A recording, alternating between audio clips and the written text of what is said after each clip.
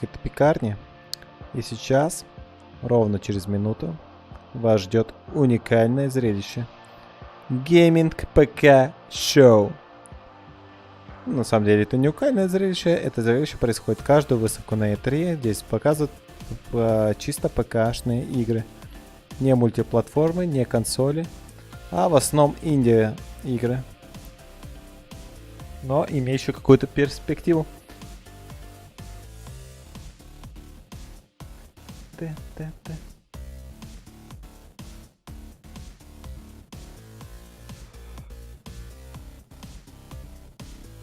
Ну так уж и быть, посмотрим. Все-таки гей-ПК-шоу. То, что мы заслуживаем. Всего-то 2 секунды. 1 и go. Да, магия. It says, don't just obey the rules. Rewrite them.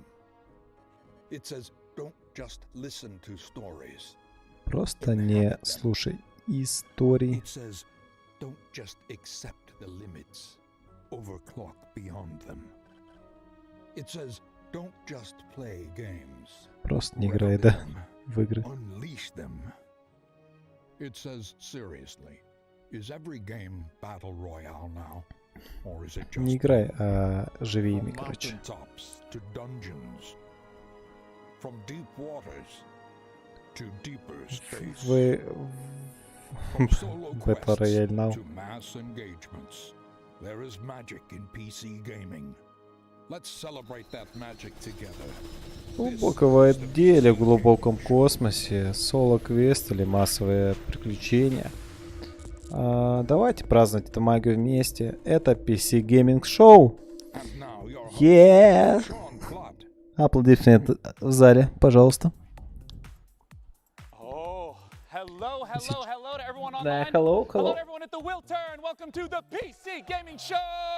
Шоу, yeah! Yes. Да. My name's Dana, and I'm your host today. I am delighted to be here. We have a fantastic show for you this afternoon. First, all of you came out to the Will Turn. Thanks for joining us. Фантастик Will шоу Turn is для just a тебя beautiful venue вечером. in Los Angeles. To all of you Так, online on Twitch, спасибо, thanks что for вы joining us. To присоединились those к нам. co-streaming partners, hey as well, I'm talking to you, dropped frames. Great to have you Приятно here. вас увидеть в And of Лос-Анджелесе. course, to all the Всем wonderful онлайн на sponsors Твиче, that help make спасибо the PC вам. Gaming Show come back again for the 4th straight year. Now, У нас вот крутые спонсоры. Мгм. now I'm not the only Так же, host как here и this каждый year. I have год. my co-op partner up in the balcony. It's Frankie Ward joining us today. How's it going, Frankie? Hey, Sean, I'm going to be up here in the balcony with a bunch of creative new PC games coming your way.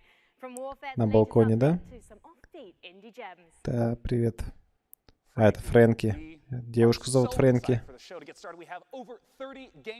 Так, ну, обычные приветственные слова. Мы, да, рады начнем игру. У нас более 30 игр.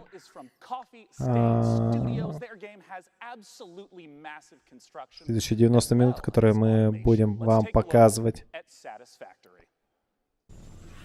Так, мировая премьера, мировой эксклюзив. И у меня есть фолловер. Скепшн, спасибо за фоллоу. Спасибо. Смотри меня почаще.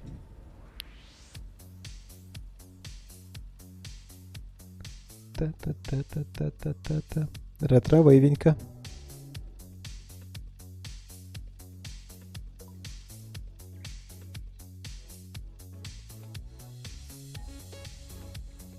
Ты-ты-ты.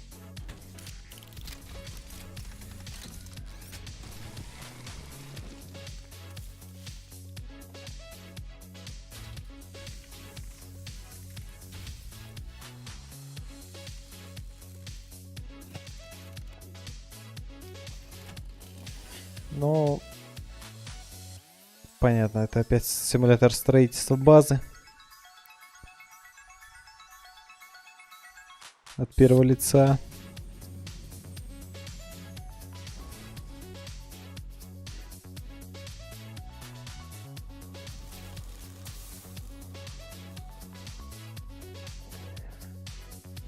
Птички поют. Угу. Угу.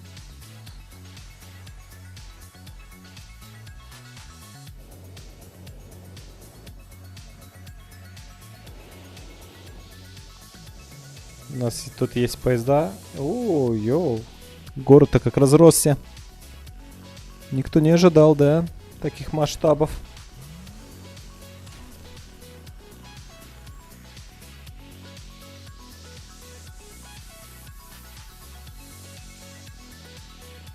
А они есть.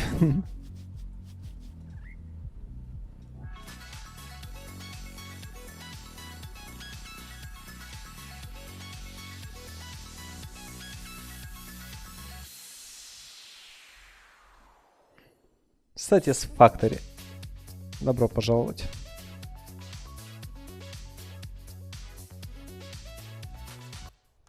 Joining me on the stage to talk about it is the game director at Coffee Stain Studios. It's Oscar Gilsayan.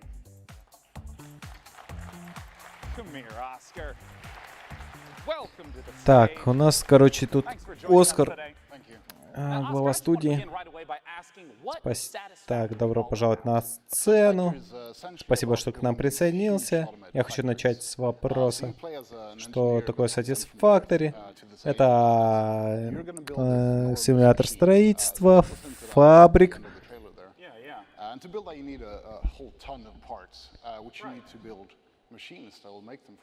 Ты должен там делать инопланетные машины после вторжения инопланетян. Короче, у тебя есть доступ к технологиям.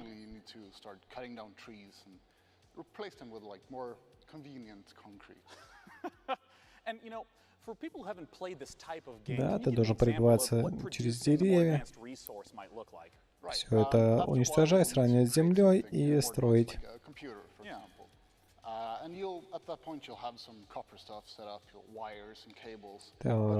Да, должен, короче, иметь больше ресурсов различных.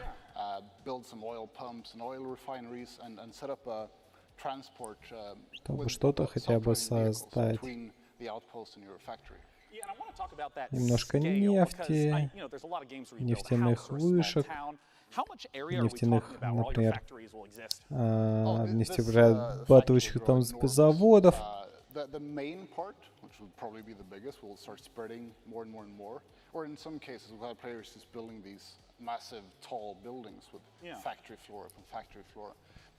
Ну, короче, да, мы должны все больше и больше развивать, строить, добывать ресурсики по всей карте, исследовать карту.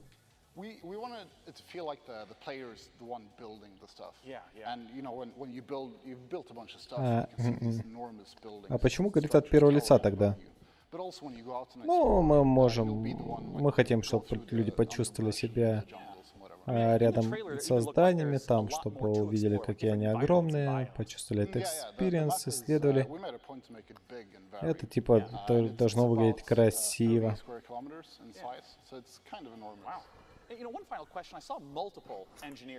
Мы хотели сделать больше, много контента, вариативненько. Да, я видел, говорит, много инженеров. Как это мультиплеер должен работать? Да, ты можешь играть с друзьями.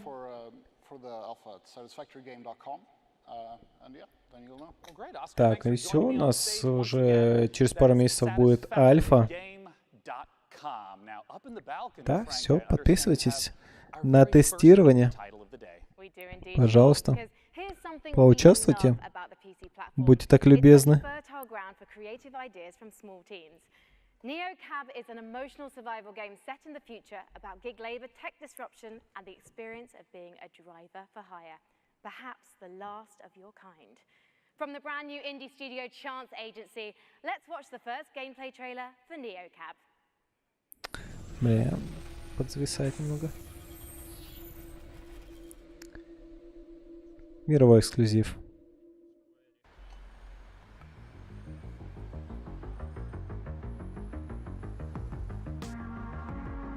О, ретровейдинка.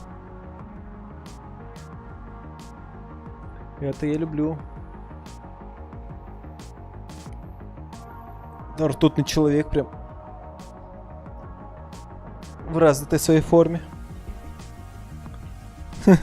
Серьезно, это тот же самый геймплей. Тут такси есть даже. Смотри, это... Подожди. Все, серьезно? Это ртутный человек?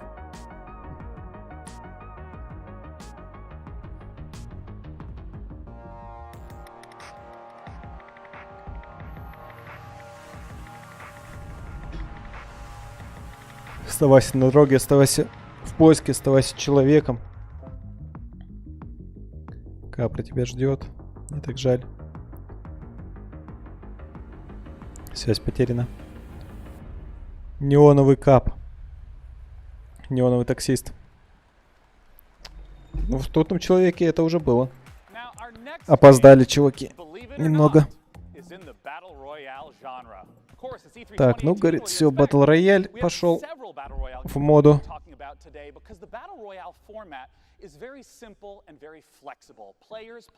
Он говорит, очень простой, но очень интересный.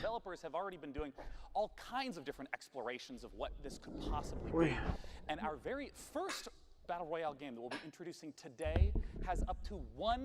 Люди с удовольствием играют. Так, ну давайте очередной батл-раунд посмотрим.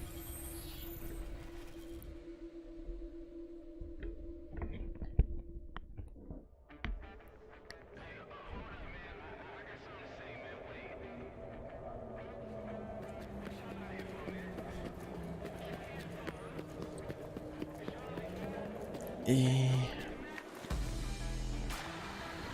Ну, здесь уже не с самолета, здесь просто с вышки.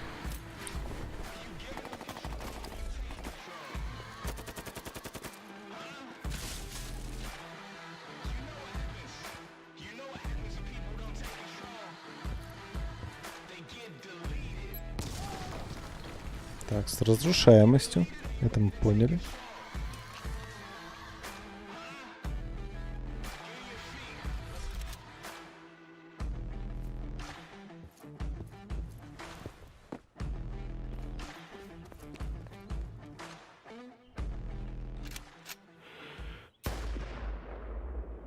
Ай. Не сумел ты, брат, выжить в этих тяжелых условиях.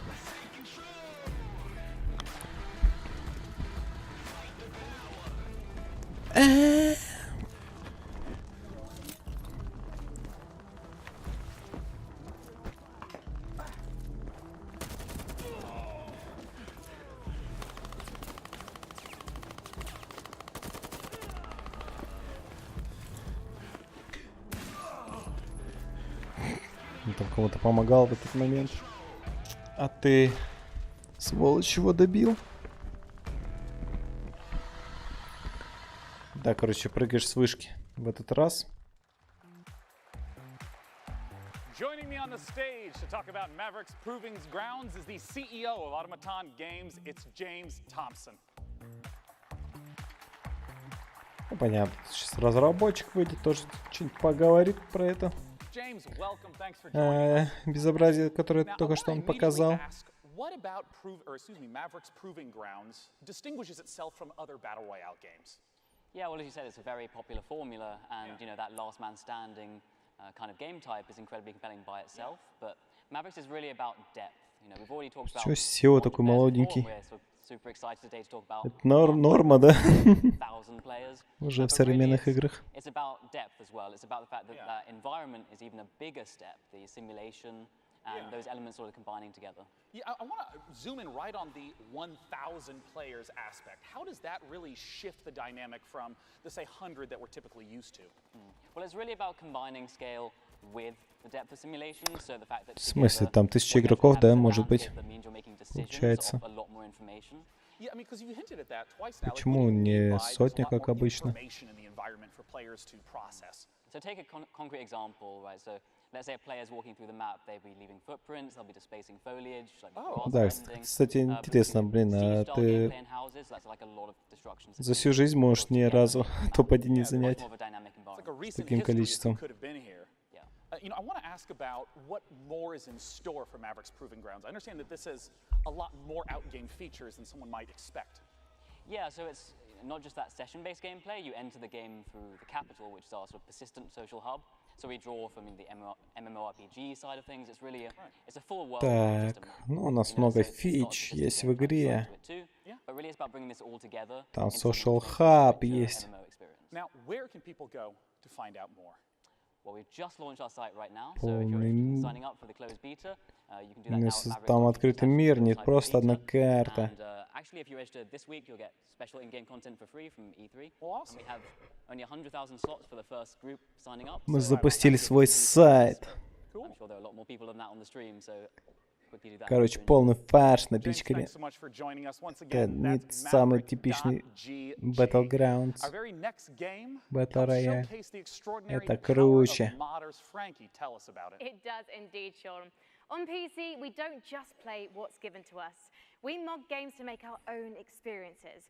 And for many developers, modding is a way to turn a hobby into a career. The Forgotten City is the perfect example. It's a standalone game that's a reimagining of a wildly successful mod. In fact, the first mod in history to win a National Writers Guild Award. Так ждали Battle Royale. Here's gameplay Еще from одного. the Forgotten City. Так, ну давайте, мировой эксклюзив. Ну понятно, все будет эксклюзивом, если это ПК гейминг шоу. Тут все игры будут чисто на ПК. Сейчас по-другому сяду.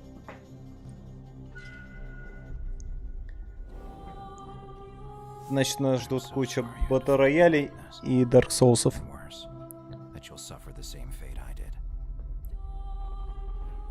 То, что популярно у ПК пикарей.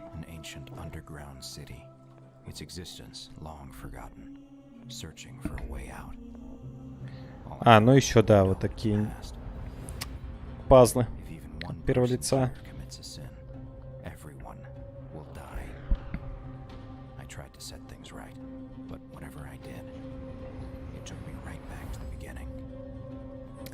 Каждый умрет в этом мире греха. Со всеми разговаривайте, расследуйте. Помогите им. И себе. Найти того, кому можно доверять. Спаси этих людей. Спаси себя.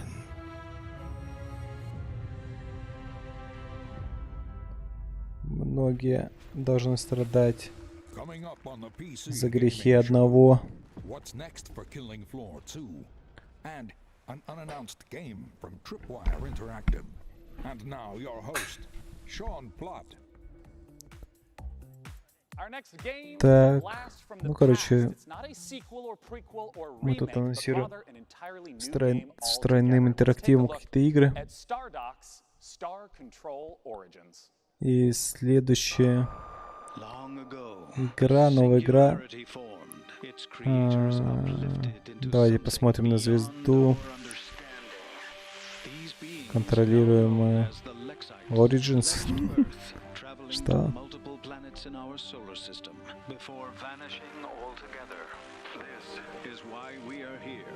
Welcome to Star Control, a state-of-the-art international space agency tasked with the exploration Star Control, игра по контролю звезд.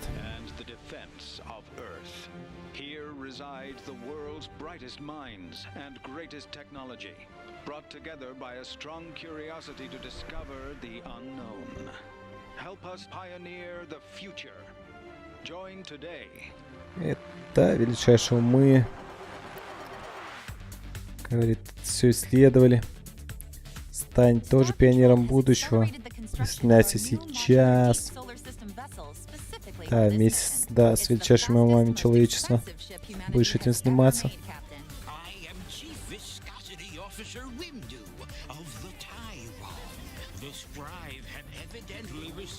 Так, ну Star Controller — это один из наиболее известных, самых дорогих кораблей, когда-либо сделанных.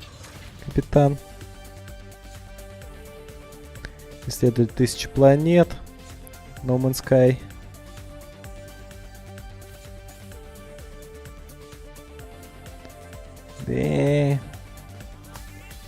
Все это мы уже видели в других тайтлах.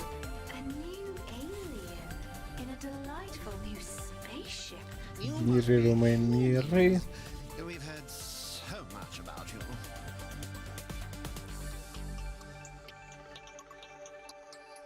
Ой. Star Control Origin. Да, давайте начинайте уже сейчас в него играть. Stardog. Director of Production at Stardock, Patrick Shaw. Thanks for joining me on stage today, Patrick. Yeah, thanks for having me here. So now just tell us straight up. Давайте поговорим с директором. Патрик Шоу. Спасибо, что присоединился на сцену, Патрик. Спасибо, что вы меня тут приняли. Чё со Star Control? Star Control — это открытая вселенная, экшен, РПГ. Ты можешь посещать тысячу различных звезд и землей. И да, и приземляться на каждую из них.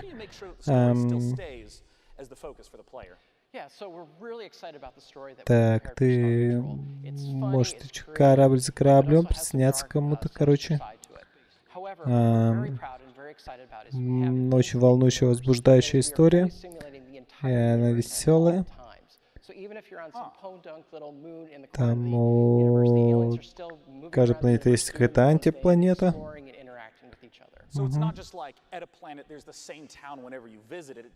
Есть какая-то невидимая вселенная, да?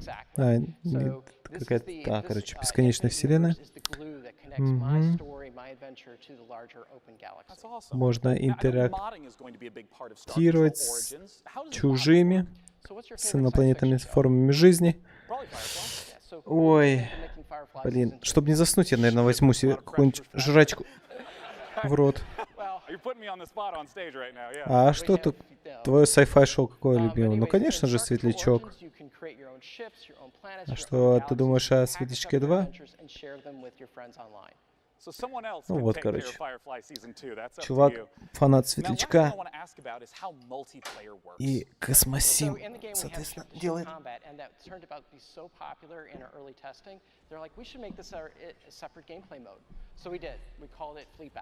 So you can create your own ships, you build them out of different pieces and parts, you attach different weapons and defenses, and then you go online to play them. You can either play local multiplayer, 2 people on the same machine, or online, ranked online play. Where can people go to pick up Star Control Origins? Well, right now, Star Control Origins is available for pre-order on GOG and Steam. Well, lovely.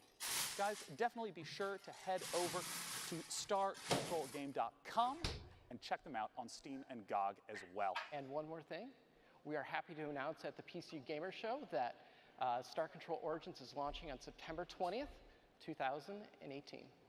Look for it on September 20th.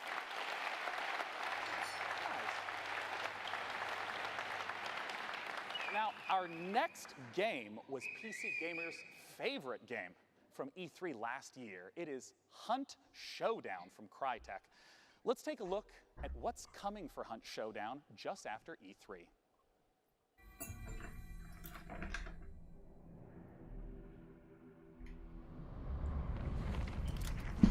Так, что-то новое.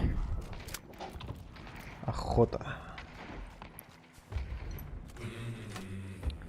Она будет выпущена сразу же после E3.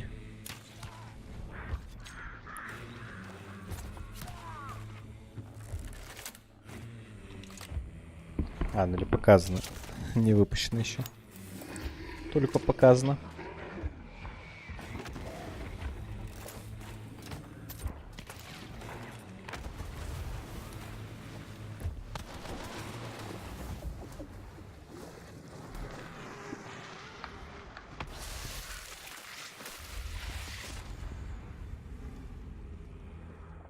Боюсь, мы не только на уточек будем охотиться в этой игре.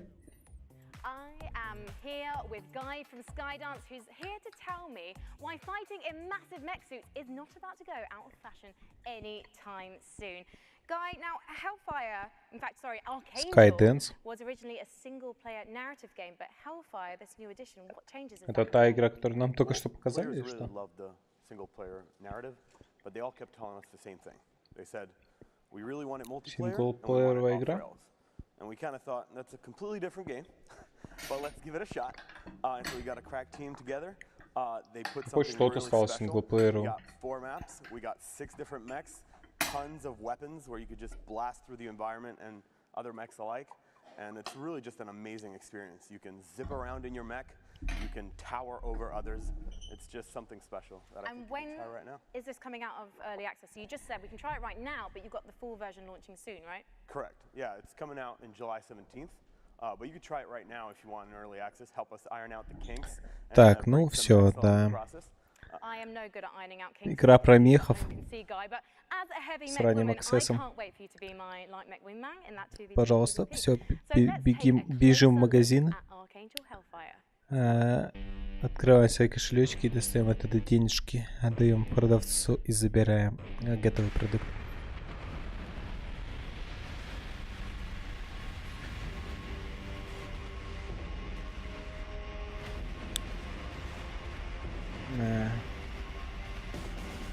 Мех войны. Да. Теперь на ПК. Как и всегда.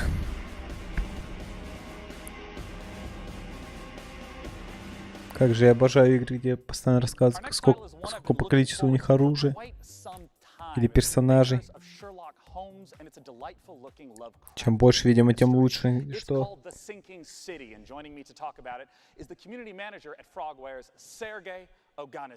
Welcome, Sergey. Thanks for joining me today. Thank you. You've earned a handshake. Sinking City. Греховный город.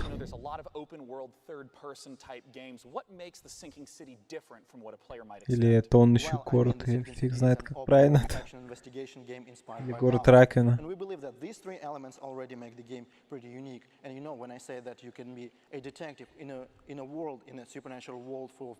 Но тут вы прям детектив, как в вампире. Даже графика похожа. Open world. What are investigation mechanics? What does it look like? So the first thing you should know right off the bat is that we are not going to offer any hand holding for the player. We will not give you any clear markers on the map telling you where to go or what to do. It's actually up to you to figure that out. Instead, we will give you information, hints. Какая интересная конференция, конечно. Просто сон как рукой, наверное, должен снять, но нет. Так, у него есть интуиция. Это вампир. Это вампир, только не вампир. Только Sinking City. The footage that I've seen through the years has just been absolutely beautiful. Talk to me about the world that we're in and what investigation is at the core. Время расследования мира у нас тоже будет меняться. Не все так просто так не получится взять и расследовать. Всегда будет кто-то мешать, руинить катку, как говорится. Poor people, rich people, but they are all united by fear. They are all afraid, maybe except for the cultists, of course. They are all afraid that, for their lives because of the flood, because of the monsters. And we actually want to understand what's going on. We want to understand what lies behind this ostensibly supernatural flood. And what's even funny is that while everybody is afraid, nobody wants to leave. But this is kind of a different story. Yeah. Well, I mean, we've talked a little bit about the story world and how it's inspired by В одиночку, конечно, сложно такое выдержать. You've mentioned the sanity mechanic in the past. Indeed, we do have a sanity mechanic which directly impacts gameplay. Что у нас в чатах говорят по этому поводу?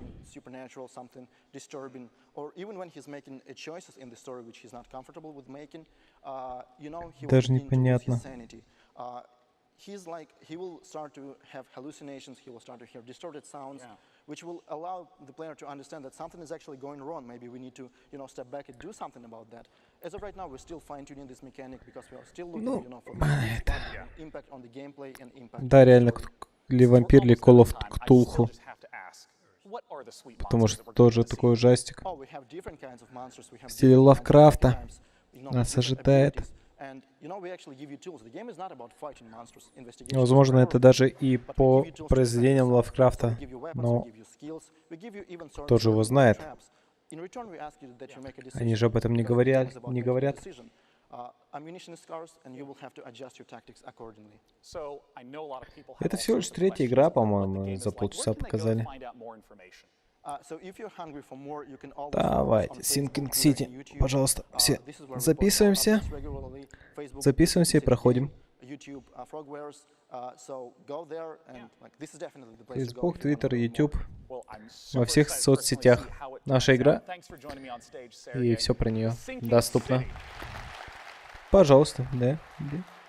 Now, our next game is a PC title that has only Кстати, gotten Скептон better over the подписался, last я few даже не years, and I'm заметил. always excited to hear what they have in store. Спасибо, чувак. Frankie is up on the balcony with the developers of Warframe. Talk to me, Frankie. Well, we all know the PC is home to some of the most devoted communities in gaming, and one of the Так, best Фрэнкин с балкона undoubtedly belongs to Warframe. Last year, что-то the game got its first open world update, представляет, да? Plains of Eidolon, and the next epic cinematic quest is called The Sacrifice, and we've got the exclusive launch trailer for you. Epic Cinematic Quest. Это не то, что от компании эпиков, это просто эпический.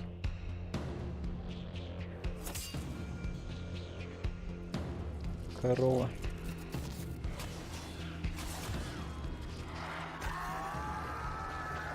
Корова разбушевалась.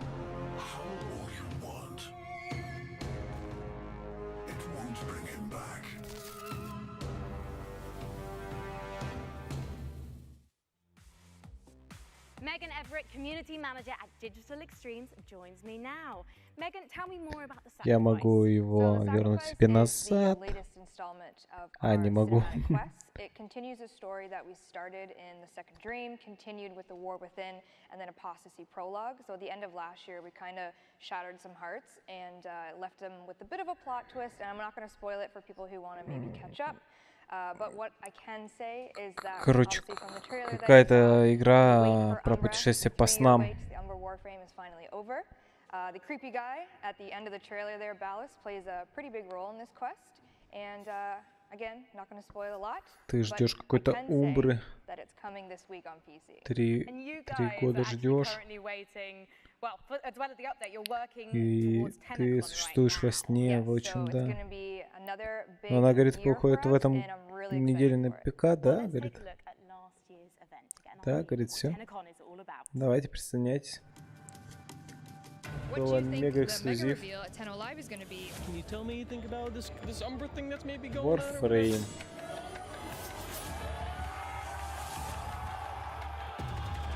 Оказывается, это что? Все было дополнение к Warframe? Ничего себе, как люди встречают, оказывается, эту игру. И она еще бесплатная, да? А, это Warframe просто бесплатный. И они прям от этого тащатся. It must be huge for you to be at TennoCon. TennoCon is really special for really everyone that works at Digital Extremes. The developers pour their heart and soul into what we do for TennoCon. And I know for me, it was literally like the best day of my entire career. I know Rebecca, our community director at home, is watching. But last year, when we did the Plains of Eidolon, open world expansion reveal, Reb and I were actually doing that as a live demonstration in front of everyone. And we had practiced it for months. And it went as flawlessly as we could have ever hoped for. And we actually, Скоробеи будут в нашей игре. pitch black on stage. Reb and I look at each other and we just kind of fist pump and both Как started вам crying because we didn't crash the такое? demonstration. So if you watch Tenno Live this year, if you're there, you can definitely probably count on some tears and some emotions because it's a really big day for us. So basically, bring tissues, right? Бля, я пока что, наверное, вас все-таки наедине оставлю с этим великолепием. Даже не хочется комментировать, честно говоря. Я чуть полежу, можно мне? А потом вернусь. Окей. Ой, не то. Простите.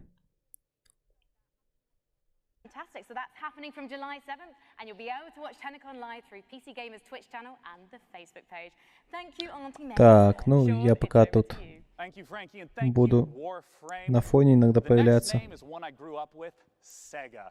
They've become a О, prolific Sega. publisher of Japanese games known for their fully featured ports, especially beloved by this guy on the left. Sega's bringing shining resonance both to PC and console the same day, and Shenmue is going to be coming later this year. They have all sorts of games coming up. Let's take a look at what Sega's got in store.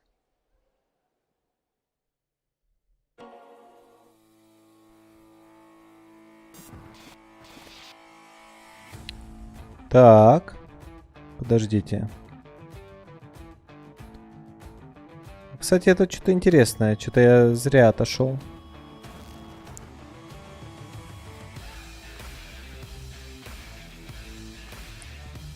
Тут Shenmue какой-то.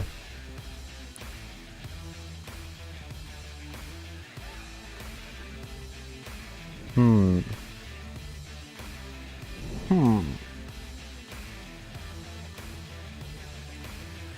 Ну, это неплохо. Ошейник мировые премьеры, анонсы. Так. А это типа все подряд, да?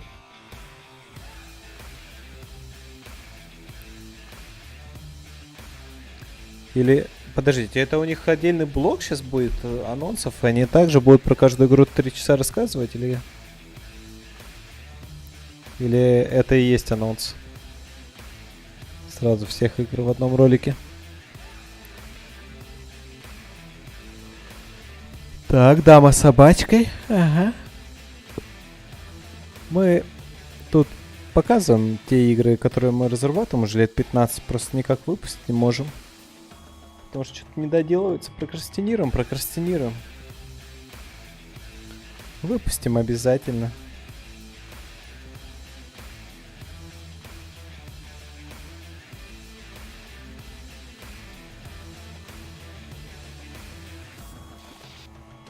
Якудза какой-то там. Валькирия. Ну, короче, Sega все в одном сразу показала. Yakuza 0 is available for pre-order right now and will be releasing on Steam in early August. We hope you've been enjoying the show thus far. We have so much more great stuff to come. Ладно, все-таки я Let's see уйду. what's coming up at this year's PC Gaming Show. Coming up on the PC Gaming Show, a new publisher reveals 3 new games, and the first ever gameplay footage of Overkill's The Walking Dead. And now your host, Sean Plott. And I'm back.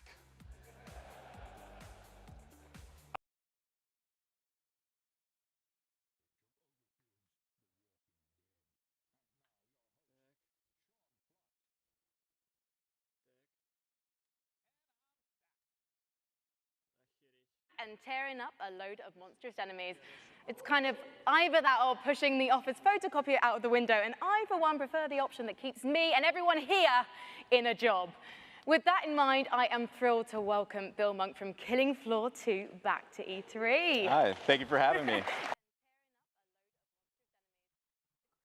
Got a lot of fans in the audience, Bill. Listen to that applause. Yep. They all want to know what the latest from Tripwire and Killing Floor 2 is. Yep, we've been really busy working on Killing Floor, and we got 4 major updates that are coming out this year. The first one we dropped in March, and we're getting ready to drop the next one really soon. Coming tomorrow, Bill. What's involved? Yeah, so we're bringing this summer's sideshow back, but this time we're mixing circus freaks with steampunk in a really fun, exciting way. And we have a really cool new system that we're adding. It's called the Weapon Upgrade System. And with this, there's 73 different weapons that we have in our game, and each one you can upgrade it and make it viable for late play. So it really adds a lot of creativity to your loadout. So I'm really excited to get that in people's hands. So you can make your boy guns big. Yeah. Good. Well, thank you so much for joining us today, Bill. Let's take a look at the trailer for Treacherous Skies Summer Sideshow.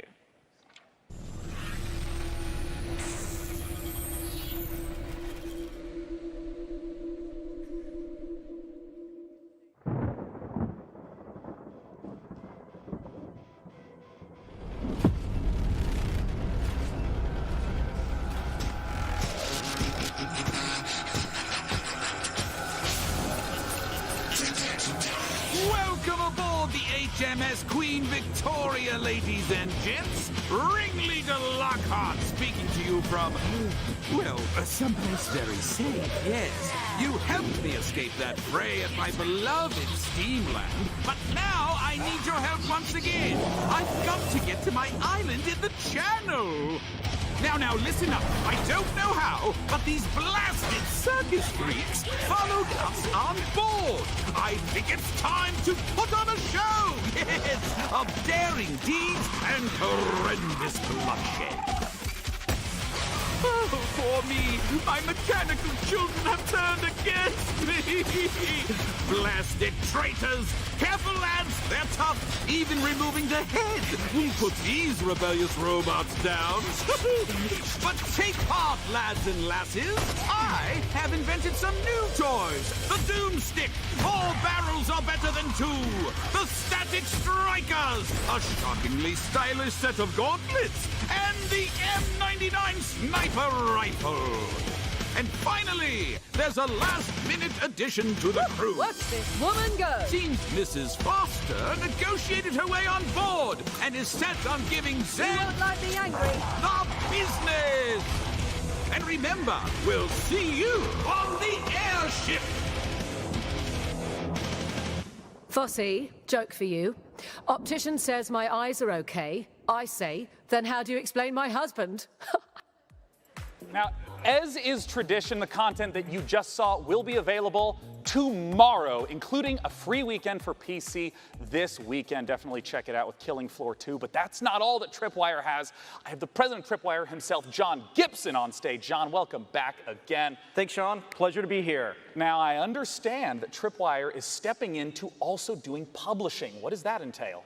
That's right. So, Sean, it's really challenging for developers right now with the thousands of games that are coming out every year. Yeah. It's really hard to get noticed. And then you have the traditional publishing deals. So we're giving developers fair deals. We're going to be helping them rise above that noise so they can get noticed. And because of our experience developing our own games and publishing our own games, we're going to help them with marketing, funding, mentoring, feedback to help them succeed. Yeah, I mean, the game that we have on screen is one of those games. This is Road Redemption. That is right. I'm happy to announce that we're going to be publishing Road Redemption. We're going to be helping them grow and succeed even more on Steam, but also bring the franchise beyond Steam. Now, I know today you have a world-exclusive new game, hasn't been announced yet. We do. Nobody knows. Before we roll the trailers, I wonder if you could give me a little bit of a tease. Yeah, so we're working with the team at Blindside Games, and they're led by Alex Quick. Oh, yeah, right. So if you're familiar with the Killing Floor universe, you know Alex Quick was the modder that created the original Killing Floor mod, which Tripwire worked with Alex to bring commercial. And then Alex went off, assembled his own team, made the game Depth, which was sharks and humans fighting each other, very, very successful. And now it's come full circle. We're working with Alex again, and we're going to bring his all-new game to market. Well, let's take a look at it right now. World-exclusive new upcoming game from Tripwire.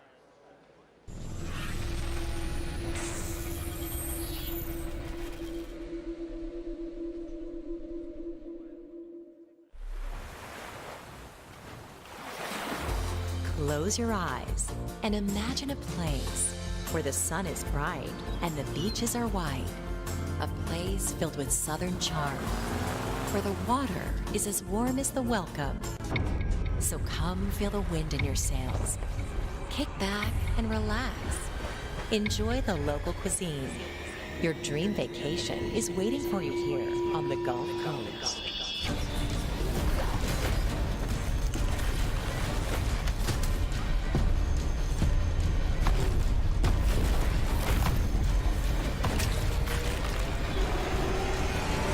Go to maneatergame.com now to book your vacation. Operators are standing by.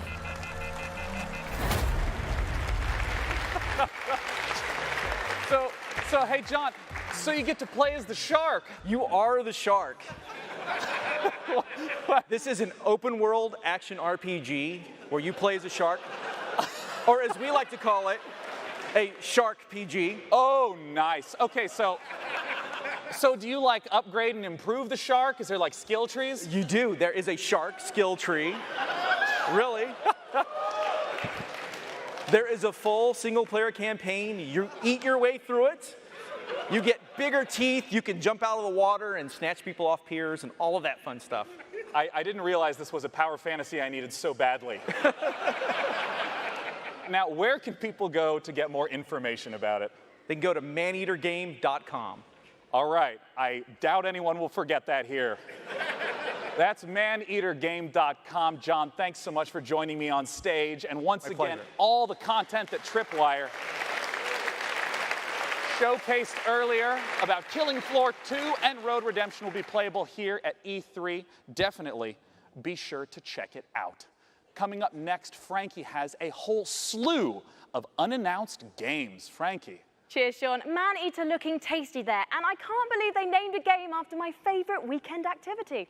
Indies are at the heart of PC gaming, and next up is a brand new publisher revealing 3 games for the very first time, releasing one of them, Behave Yourselves audience, today. So let's take a look.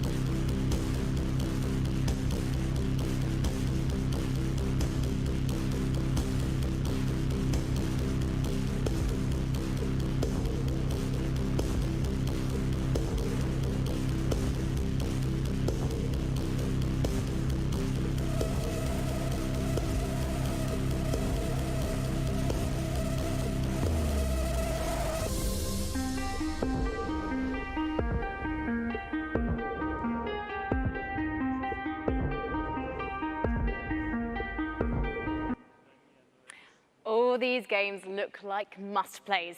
And Overwhelmed, the final game of the bunch, is available on Steam right now with a special launch discount. So make sure you check that out after the show.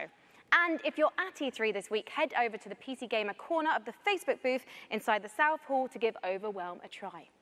Right, next up, it's time for us all to take a holiday, and where better than a virtual resort with some truly spectacular wildlife. Back again this year, our friends of the show, Frontier Developments, with a unique take on the park management genre. I am, of course, talking about Jurassic World Evolution. The long-awaited game is out tomorrow and lets you build your own dinosaur-stuffed tourist trap. What could possibly go wrong? Unleash the Goldblum!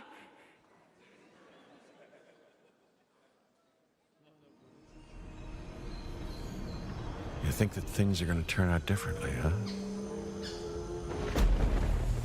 Well, the ones before you did too. Because they believed that they were in control. And control, well, here's the thing. Humanity is desperate for it. We are seduced by it, deceived by the illusion of it, but we never really possess it. Because if there's anything that chaos theory has taught us, it's that nature is on its own course. And when we interfere, when humanity tries to put nature into orderly boxes, chaos destroys them. And what makes us such unique creatures is knowing the scope and power of what we're up against and still believing that we can win.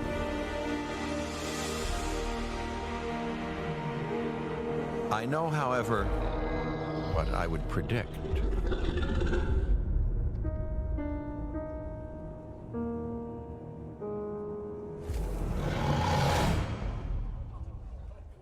I am so excited for that game. Our next title is from Insomniac, who've been making amazing games for years, and they're going to try to take their expertise and answer the question, how do you make an open world game in VR? Let's take a look at their upcoming game, Stormland.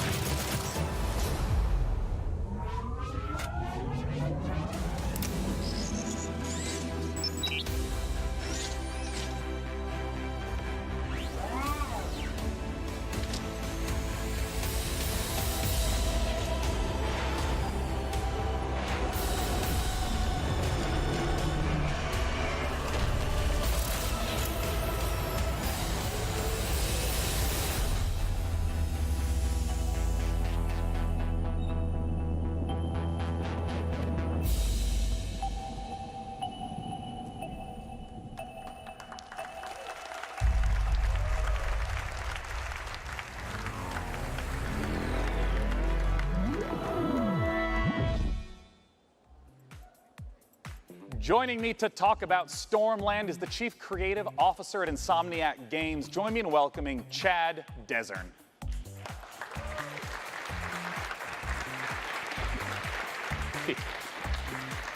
Hey, Chad, welcome to the stage. Thank you. I want to start right away and ask, what is this game all about? Well, in Stormland, you play as an android gardener, and an entity called the Tempest uproots your habitat and shatters your android body. So you've got to travel to a civilization above the Thunderheads to repair yourself and save your friends. And I want to ask what open world means in VR. Well, for us, it's about giving the player the ability to explore the world freely with a set of android movement abilities that are designed to give you complete agency. Yeah, because that's always a huge question I have is how does motion work in any VR title? Yeah, well, in Stormland, you can do things like fly just above the slipstream with your outstretched android hands. Yeah. You can shoot a laser into the cloud surface and then make a ramp, kick off of that, climb up a cliffside, like literally launching yourself with your synthetic android strength, and then like push off and glide back down using your hands to control your descent. It's massive freedom of movement, yeah. That's it. It's this set of mechanics that are designed together to work fluidly so that movement feels exhilarating, and you can kind of take the world at your own pace with it. I'm curious why VR for this type of title? There are a series of things that we're doing with Stormland that we could only do in VR. It's about the expressiveness of having tracked head and hands and how we use that for combat, how we use it for movement, even things like scavenging technology to attach it to your body. Like you look down, you get a new piece of tech and you attach it right into your arm. And then, suddenly you've got the ability to harness electricity or cloak yourself or all kinds of different cool android abilities. I mean, the art is just beautiful in the footage that we've seen. I wonder if you can talk to me a little bit about the world and what it means for it to be ever changing. Yeah, that's a really good question. So that entity called the Tempest rearranges everything every single week so that we present the player with new playgrounds of movement and combat and scavenging, and you never know what you're going to discover. So every single island you find has the potential to hide an enemy stronghold or a network of underground caverns or brand new tech to scout. That's awesome. Yeah. Now, I got to ask, where can we go for more information? Well, you can stay tuned by watching the Facebook and Twitter with at Stormland VR, or you can check us out at insomniac.games. I'm really looking forward to it. Thanks for joining me, Chad. Once again, oculus.com/Stormland for more information. Frankie's up in the balcony with our next absolutely gorgeous-looking indie title. It really is, Sean, because next up we've got a first look at a new game from publisher Raw Fury, a neo-noir detective drama featuring a Paris cabbie who finds himself drawn into a world of crime. Sacré Ruddy Bleu. Yes, I speak French. I can't wait for this one, so let's take a ride with the trailer.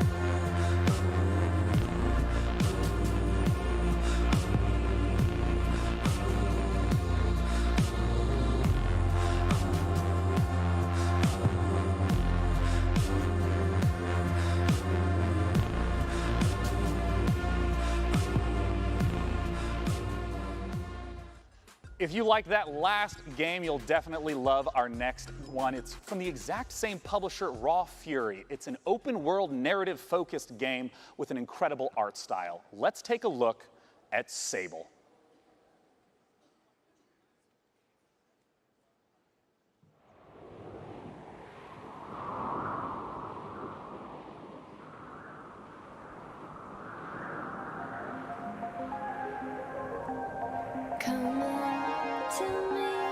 towards the way I'm caught between the winding parts of the unknown. A door between two worlds, a sight to see. It feels like everything is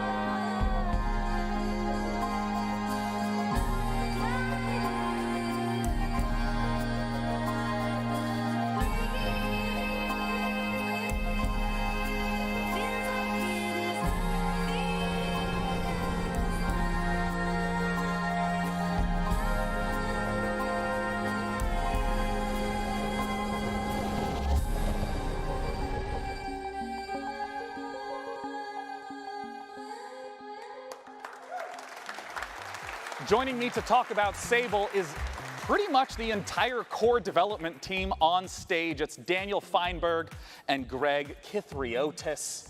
I want to immediately ask, what kind of game is Sable? What can we expect? Sable is an open world desert exploration game. It's not a game about combat or about leveling up. It's a game about solitude, and it's a game about exploration. You play as Sable, a girl leaving her home to explore this world filled with monumental architecture, fallen spaceships, and you'll travel around on your hover bike learning about the people, the culture, and the history of this world. And you know, I talked about it before. I think this art style is amazing. Where's the origins of this? So we were really heavily inspired by the clear lines style of French and Belgian comics, as well as Japanese animation, particularly Studio Ghibli. So we really want to feel our players to feel the same sense of wonder that you get from watching one of their films. And so from the very beginning, we knew that we really needed to nail the visual style. And yeah, so we put a lot of time and sort of effort into our rendering system. And yeah, we're really pleased to be able to show it to everyone. Yeah. And I mean, I know that you two consist of most of the core development, the art and the programming. What about the music that was in that trailer? Yeah, so that was a new track by Japanese Breakfast. Oh, yeah, the T-shirt. Yes, of course. Yeah, right. So she, Michelle, she is doing the soundtrack for the game. Japanese Breakfast is one of my favorite bands right now. It's incredible to have her on board. It all just came together so beautifully in the trailer, and I know that you guys are really regular about updating, you know, blogs, sharing what's going on with the development. Where can people go to find more? So they can go to our Twitter account, ShedWorksReg and ShedWorksDan, or to sablegame.com. Lovely, gentlemen. Thanks so much for joining me. Once again, the name of the game is Sable.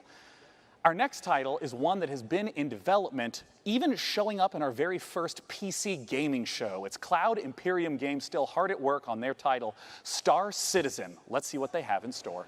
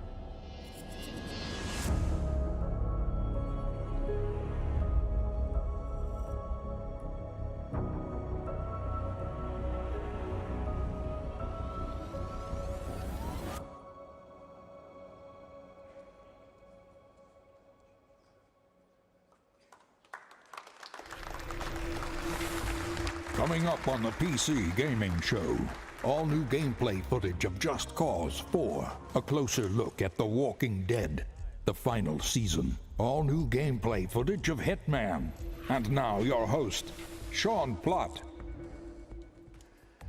As we do each year at the PC Gaming Show, in addition to talking about games, we're also going to talk about some of the upcoming hardware trends. To join me in talking about it is the Senior Brand Manager from Acer. It's Eric Ackerson. Thanks for joining me up here, Eric. Sean, really excited to be here.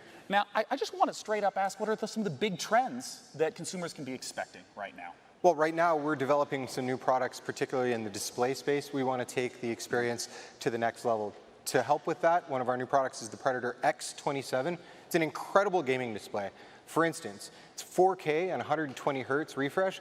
The users can overclock to 144. But what really takes it over to the next level is the inclusion of G-Sync HDR. You know, I hear a lot about HDR. Can you explain a little more in detail what that is and what that means? Well, there's quite a bit that goes into it, but for the purpose of this conversation, the fact that there are 384 individual backlit zones, so the backlighting can be individually controlled, really bright, very dark. It makes a better contrast on screen. Each of them are individually controlled. The brightness of the screen is far above a typical display. Typical, you're looking at 300 to 400 nits. We're looking at 600 with the Predator X27 with a max of 1,000 nits. And you know, some of the titles that were showcased just now, there's a wide variety of some photorealistic, some with a really iconic art style. How does HDR contribute to that big range we see in gaming? Well, one of the big things that helps is the color gamut that's available with these displays. We're able to do 99% of the Adobe color gamut, so it's better representing the vision of the art director. Yeah, and some of the games that you see on screen that support HDR, Mass Effect Andromeda, Far Cry 4, Ni no Kuni 2. Again, you won't see them in HDR right now unless you have an HDR monitor. It doesn't work that way. We can't just stream it to you. But, you know, it brings me to one of my next questions about PC gamers tend to have a huge range of possible budgets. What are the different sort of products to look for at those price ranges? Well, I mean, we cover the gamut from very simple and to the point to high performance esports products or multi-view surround multi-display products, but we also go really crazy sometimes. We put our engineers to the test. What can you do if you have no limit? So one of the projects we've worked on is something called the Predator 21X. This is a 21-inch curved screen laptop with a mechanical keyboard and two graphics cards. Science, materials. We did a really good thing. But you know what? To be serious, not just to joke, we actually have to ship this with a Pelican case to protect the laptop, and it sells for $9,000. And we sold every single unit we could make. So we cover every spectrum of gaming. You know, you brought up this Predator laptop, you brought up the Predator monitors at the start of this segment. Where can people go to hear more about or even pick one up once they stop being sold out? So the good news is that we're shipping now. Our customers, partners are selling them. The bad news is a few have already sold out of this new Predator X27 monitor. I believe Micro Center is still in stock. Amazon will be in stock again soon. Well, thank you so much for joining me on stage, Eric. Frankie is awaiting in the balcony with our very next title. The PC has always been the platform for crazy ideas. In our next game, Genesis Alpha 1, you build and manage a space vessel, farm resources, deal with terrifying alien infestations, and explore a vast, randomly generated universe. Oh, and you can take DNA from the aliens you encounter across the galaxy, splice them with members of your crew to create new life forms. Just a typical day at the office. Let's take a look. Greetings, Commander. You have been sent to Quadrant Alpha 1. The mission is to find a new home for the crew on board of this ship. Expand your ship and explore the galaxy for resources and interesting new life forms. Feel free to experiment with DNA and alien abilities to maximize crew efficiency. Ready your weapons.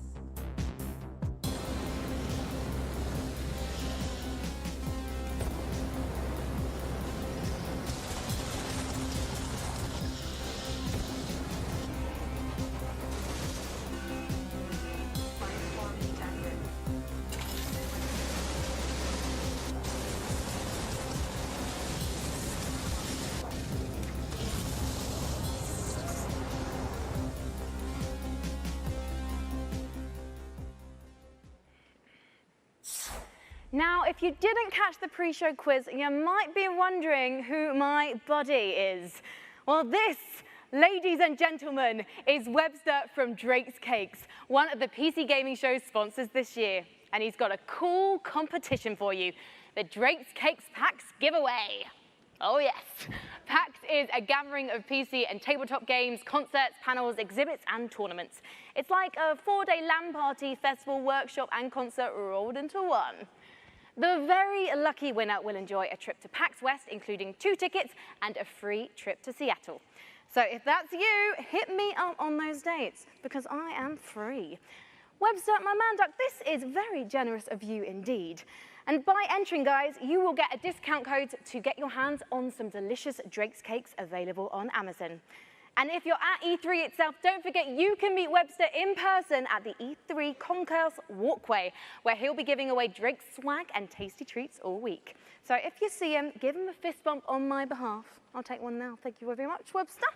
So if you have ever dreamt of spending a weekend knee-deep in one of Earth's best gaming festivals, visit pcgamer.com/Drake's Cakes and enter now for a chance to win and hang out with Webster. All right, Webster, all this hosting has got me a bit peckish. How about we look at a trailer for the next edition of Clay Entertainment's beloved survival series, Don't Starve, Hamlet.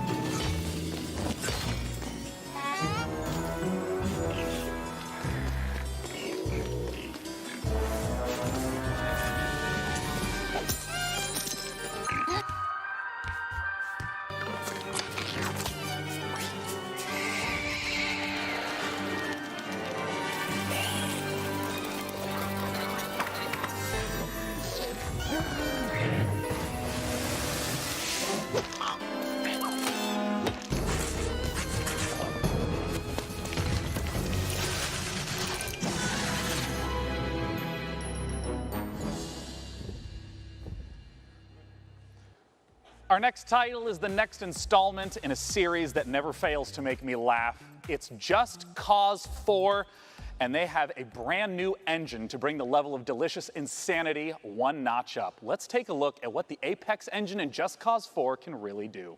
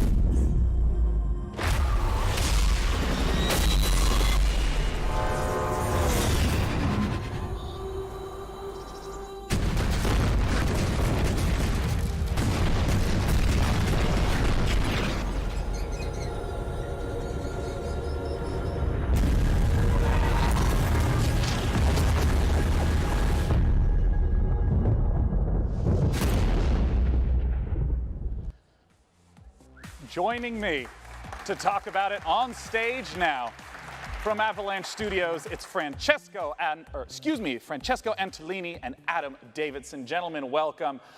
Talk to me about the tornado. It's fantastic, isn't it? So it's a very nice piece of tech. It's not just beautiful, but thanks to Apex, it's also a bad boy that actually works. It's fully physicalized. Yeah. This means that it's roaming the world, wreaking havoc, and it's not just like a background piece. It's actually impacting the world before you. This is just cause, man. You go there and you play with it. Yeah. You know, throughout the trailers that I've seen, it seems to be a lot of different environments that are available throughout. Can you talk to me about those? Yeah, I mean, one of the most important things to us with this installment of Just Cause was bringing a lot more variety into the game, and that extends to a lot of things, but certainly the biomes of the game. So instead of one kind of region of, like, say, southern Italy, like we had last time, now you have lush rainforests, deserts, grassland, and even alpine biomes, all of which, you know, are rendered beautifully with the new Apex engine. Now, something that's very important to me is some of my favorite features from Just Cause 3. Can you talk to me about, like, the wingsuit and the grappling hooks? Like, are those coming back in Just Cause 4? Everything you love from Just Cause 3 is back. Good. But Good. everything is also just better. There's more to do, more to discover. For example, the grappling hook is completely customizable. The combat model has been completely reworked, redesigned, enhanced, so new weapon, new enemies, new AI. We've got extreme weather that interacts with grappling hook and parachute. The wind that we saw from the Yes, tornadoes, is it just like basic wind effects also get incorporated as well? Again, it just goes, so nothing, just an effect. So if there is wind, it's physics and acts with your parachute, grappling hook, So and the great. rest. Yeah. Well, where can people go to get some, we'll call it first-hand footage of what Just Cause 4 can deliver? They can check it out at justcause.com/E3 and for 3 days. That's right. Believe it or not, E3 hasn't started yet. Starts tomorrow, so June 12th through 14th. You can check it out. Thanks so much for joining us on stage. I look forward to the hilarity of Just Cause 4. Now, our next title is one of my all-time favorite IPs. I can't wait for Frankie to talk to you about The Walking Dead. Overkill Software and Starbreeze are the creators of Payday and Payday 2. Therefore, it goes without saying that these studios are some of the most talented makers of cooperative shooters, and their next one is set in a familiar but new apocalyptic Washington, D.C. Here's the first gameplay footage for Overkill's The Walking Dead, and keep your eyes peeled for the release date at the end.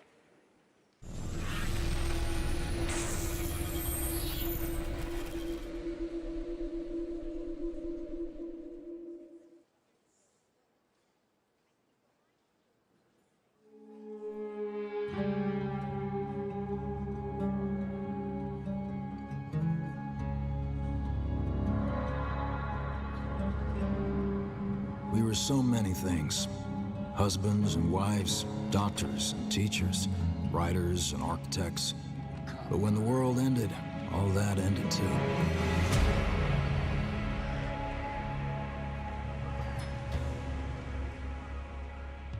Every day we fight for more than survival. We fight to build a new life.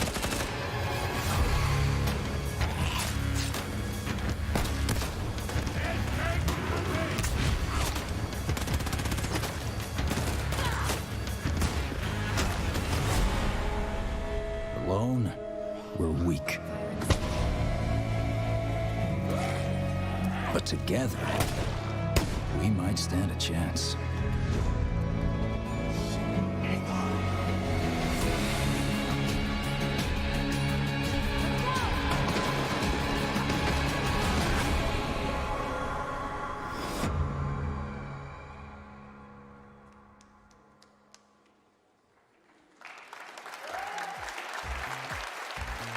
And I have more good news for fans of The Walking Dead. Overkill's game for The Walking Dead, of course, coming soon, but we have a second completely different Walking Dead game that we're getting the chance to talk about right now. This is Telltale's The Walking Dead, the final season. Joining me on stage to talk about it is the lead writer, James Windler, and the voice of Clementine herself, Melissa Hutchison.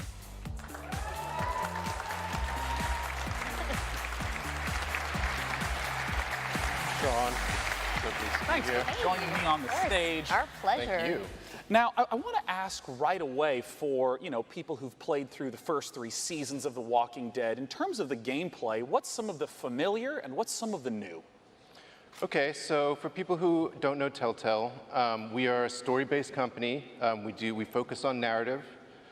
We've had our roots in the old school point-and-click adventure games, but we've developed our own cinematic style and almost a signature mechanic, like our choice wheel.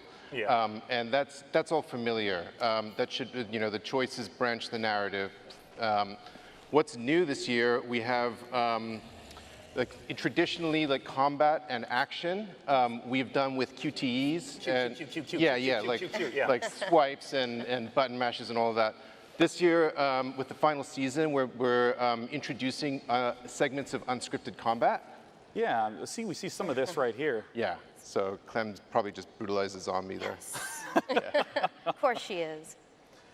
And oh yeah, so we also have like the orbital cam, like the over-the-shoulder camera. So that's like offering our players opportunities to explore our environments, which you can also see from the B-roll.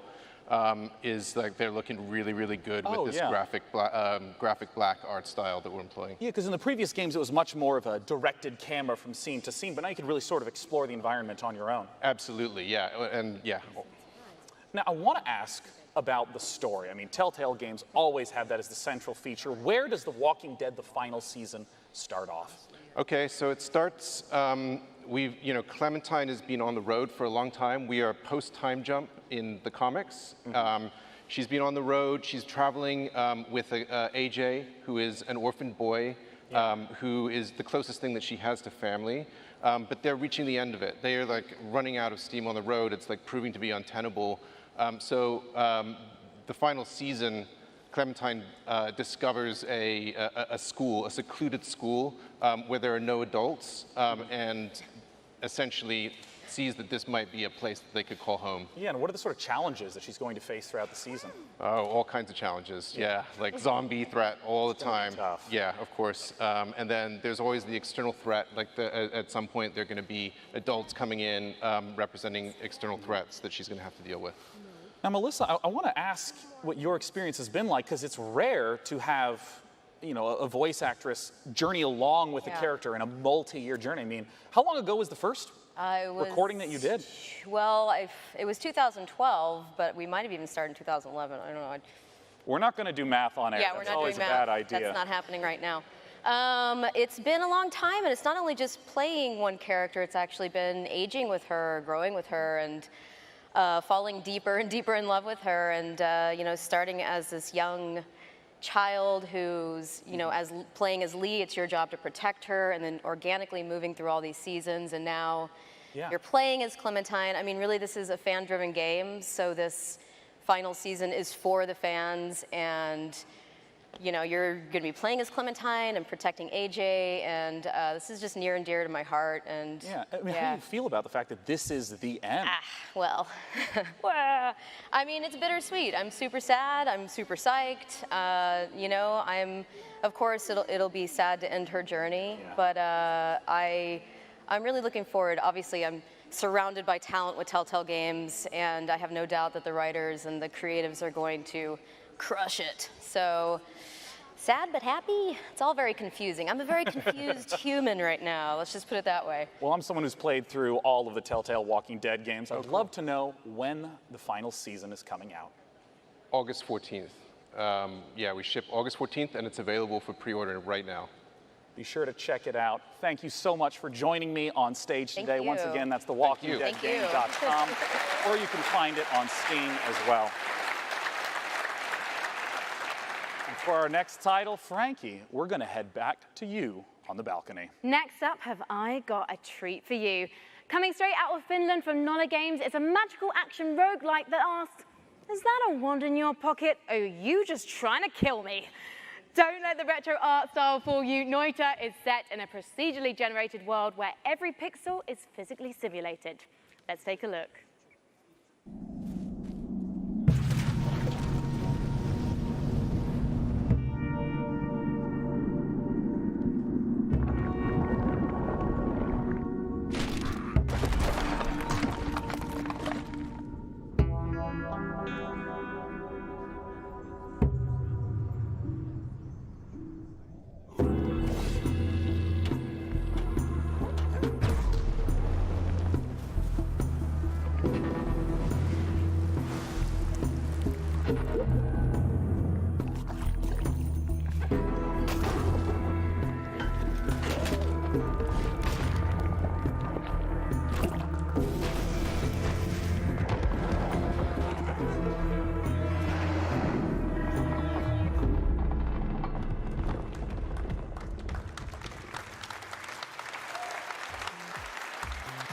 Our next title is one that's very near and dear to my heart, as it is the spiritual successor to one of my favorite childhood games, Theme Hospital.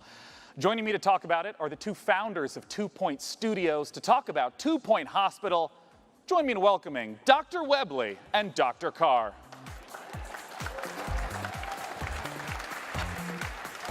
Wow. Great suits. I mean, I gotta ask, as two fully trained medical professionals, how does one run a hospital in 2 Point Hospital? Whoa, what's going on with the mic? What's going on with the mic? Wait, oh my gosh, is the stethoscope eliminating your microphone? Oh, you know what? We do this every year. Come here, talk to me. Okay. How do we run a hospital? So 2 Point Hospital is a game about designing and building your own hospital. It's Talk directly at my tie. You said don't talk there. Yeah. I got to look out here, you said. Yeah, no, just look straight at the ground. There's a lot of customization. Is this not working at all? Yeah, it's great. Doing great. Carry on. I'll carry on then.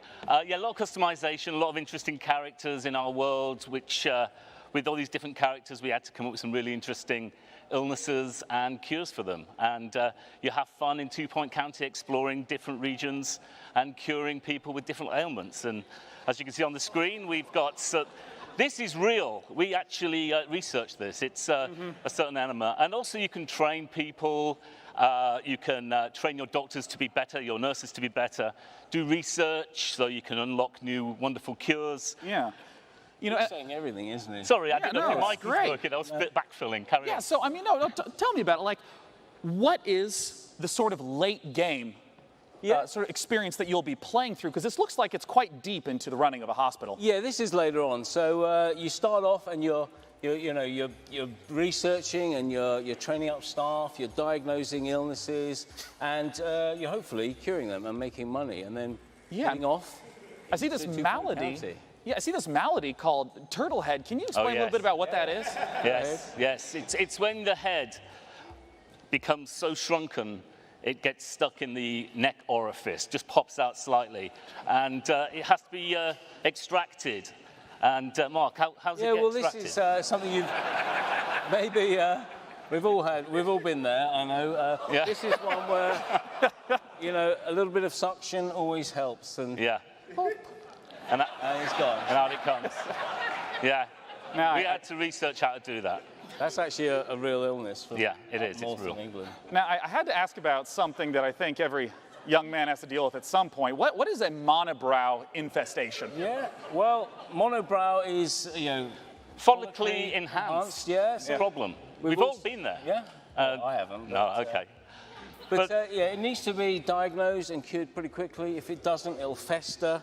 And you might shed a bit of hair, and in fact, it will actually leave the body, and it needs to be got rid of before the health inspectors arrive. It looks like the monobrows are multiplying in the hospital. They breed they're big breeders. The monobrows, they like monobeasts. They like dirty places. Disgusting. So you've got to keep your hospital clean and well maintained. Yeah. Otherwise, they're going to breed. You'll have a trouble. I want to ask about sort of how the game evolves over time, because Theme Hospital was very mission-based. How does the experience of running a hospital change as the game goes on? Yeah, so once you've started your first hospital, it's a pretty simple affair, and then you move on through 2 Point County. There's different regions. There's a cold region. There's warm regions with contagious diseases. And, there's poor regions, there's rich regions. Yeah. So we've got volcanoes, in fact. We've got all sorts of wonderful, weird effects can happen in different parts of the world. So you might struggle to manage your hospital empire because a volcano went off nearby. Yeah, it's about spinning plates, isn't it? You've got everything set up nicely, and then something happens. Thrown at you. So. Well, I'd love to know more information about when 2 Point Hospital is coming out. Well, we're coming out to fall.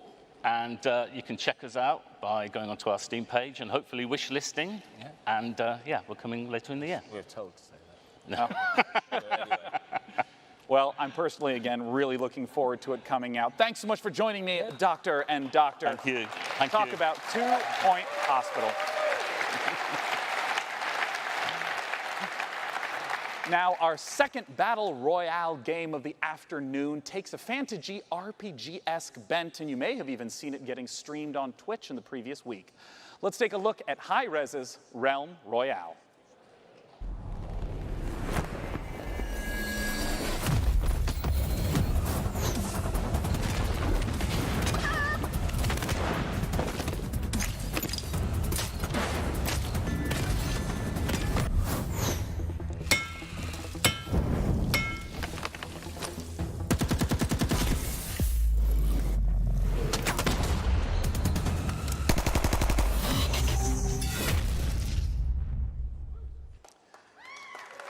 Joining me to talk about Realm Royale is the executive producer at Hi-Rez Studios. It's Rory Newbrough, aka Dry Bear. Mr. Dry Bear, what separates Realm Royale from other types of battle royale games in the genre? It's a good question. So before you go up into the air to determine where you land on the map, you'll actually choose from a list of fantasy classes like mage or hunter or assassin and specify a unique play style before you land. How do these different classes work? So the engineer will be more about bunkering down, putting up shields, putting down turrets. The assassin will get behind the lines using stealth, use a sniper rifle to take out targets. And the warrior will just jump in there throwing axes and being crazy. And, you know, in some of the streams that I've watched, it also seemed like there were abilities, not just the loot and find stuff. Can you talk to me about how the ability mechanics work? Once you choose a class, it'll come with a set of abilities, and you'll actually be upgrading these during the match, but it specifies your play style. And so as you're looting, abilities as well as armor and weapons will come out of the chests. Okay. You'll start equipping that and determining the play style you want, and so you can just really specify. And you know, you mentioned this a little bit. I've seen it on stream. Talk to me about crafting in the game. I mean, how does crafting work in a game where there's a constantly shrinking play circle? We're really excited about this. So strewn across the map, there are places called forges. And so once you go to the forge, you'll collect shards from disenchanting loot you find as you're going about. And you'll use these shards to start crafting legendary gear, very powerful pieces that everyone will want. Yeah. Once you start the forge, a smokestack will appear above the forge, and everyone comes over to fight. Like a mini objective even. Big team fight. So I know that Realm Royale is currently available for free on Steam, but I hear that you have some goodies people can check out that are E3 exclusive. That's right. So free on Steam, we're actually out for less than a week now, and we were already number 4 on Steam charts. And this week at E3, through Mixer, if you stream on Mixer and you're playing, the streamer that gets closest to the Crown Royale will enter into the hype zone, and so everyone will see you on, you'll be featured on the main page of Mixer, and you'll have a chance to win the Jailbird chicken skin, which is our first piece of cosmetic. It's a little chicken with like a little jailbird, like prisoner outfit, and just box around. It's hilarious. Yeah, and if you don't know the chicken mechanic, seriously, please look it up right now. Rory, thanks so much for joining me on stage to talk about Realm Royale. Once again, it's for free on Steam right now. Our next game is one that was shown at last year's PC gaming show, and Frankie has some updates of what they've been up to. Yes, John, as you may remember, our next game is made by a core team of just 2 people. It's called Ooblets, and it's a farming and creature collecting indie inspired by Pokemon, Harvest Moon, and Animal Crossing. This fresh trailer features a first look at their unique combat system, along with plenty of cute ooblets and environments. Let's take a gander.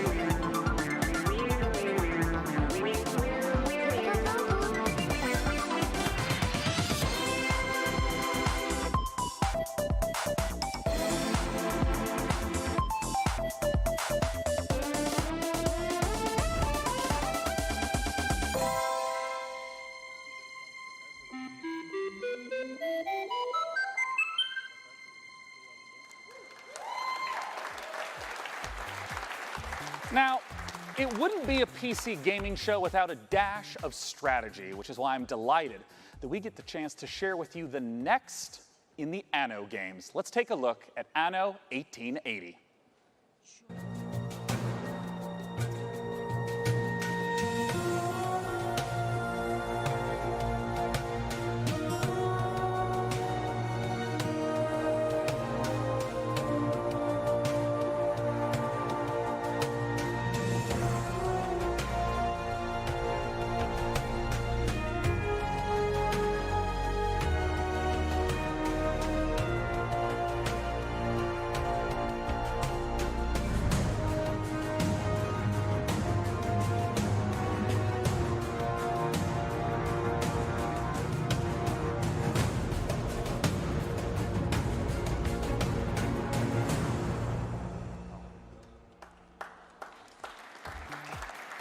Joining me on the stage to talk about it is the executive producer, Burkhard Rathheiser, and community developer, Bastian Thun.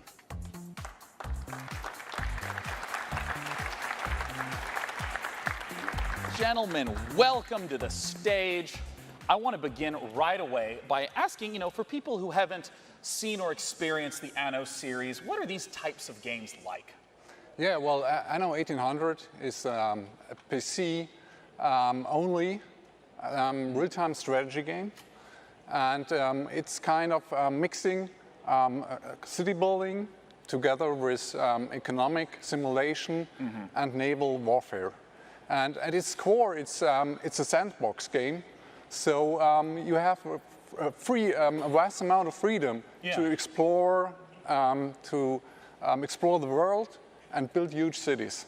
And I wonder if you could talk to me a little bit about why the choice of the 19th century for this game. Well, the 19th century, it's such an interesting and rich era. There was so much happening in this era. So we had two industrial revolutions. We had major scientific inventions and also big social changes, and also the creation of the big imperial empires. So it's a really rich era. And what are some of the elements that we'll get to see from the 19th century in Anno 1800? So it's kind of, for the player, it's, well, basically you start with the first kind of medieval settlements, and then it's a kind of a journey through the 19th century. So it's a kind of, you explore everything that kind of happened in this rich era. And I understand that you have a very unique take on how to work with the community, how to gather feedback. I was wondering if you could talk to me about what is Anno Union. So last year at Gamescom, when we actually revealed the game, we decided on, you know what, it's pre-alpha, we revealed the game. We invited the community to basically become a member of our development team. So we launched our Anno Union platform. It's a place where we give constant weekly updates on the current development and invite players to give feedback and basically help us developing the game. Can you give me like an example of exactly how some choices have been steered by the community?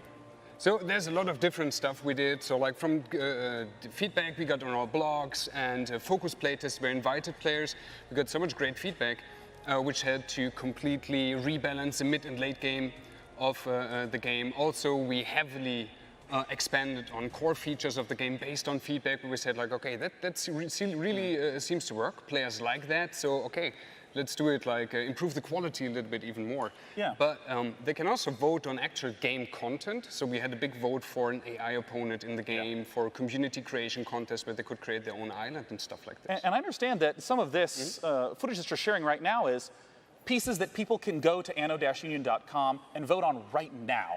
Exactly. So right just in time for E3, you can go to anno-union.com, check out, we have a vote up where you can vote on one of 5 ships in the game. And that's only the first stage, because in the second stage, we will allow you to design your own ship variant. So the winner of that first vote, then you can hand in your own design notes, drawings, 3D models, whatever you like. And the winner of that contest will actually make it into the game. Now, where is the website that people can go to again to get the most information right now? Yeah, just check out anno-union.com. That's basically our big community platform, and we want to invite especially strategy gamers, PC players out there to come help us developing the game, sharing feedback. Just check it out. Well, gentlemen, thank you for joining me on stage to talk about Anno 1800. Our next title is the final battle royale of the night, and Frankie, is going to be talking about it, and it's a little bit, maybe not what you'd expect. Publisher TinyBuild is known for discovering distinctive indie developers and bringing their quirky ideas to the fore, with Cluster Truck, Speedrunners, and Hello Neighbor among their catalogue of hits. And now I'm delighted to be able to bring you the world-exclusive reveal of a game developed by Galvanic Games in cooperation with Explosion. Inspired by the Cyanide and Happiness webcomic, Rapture Rejects is Battle Royale as you've never seen one before, ladies and gentlemen, believe it or not. Top-down, isometric, cartoony, and basically bonkers. Let's take a look at what happens when the man upstairs makes an epic fail and only beams up the bad people. Introducing Rapture Rejects.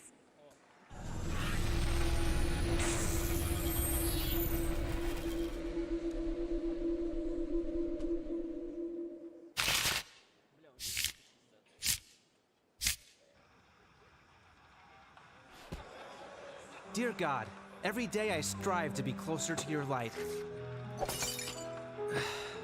I pray that when Judgment Day, that most holiest of days, comes upon us, when you bring all the good people to heaven, that I may live in eternal glory by your side. Amen.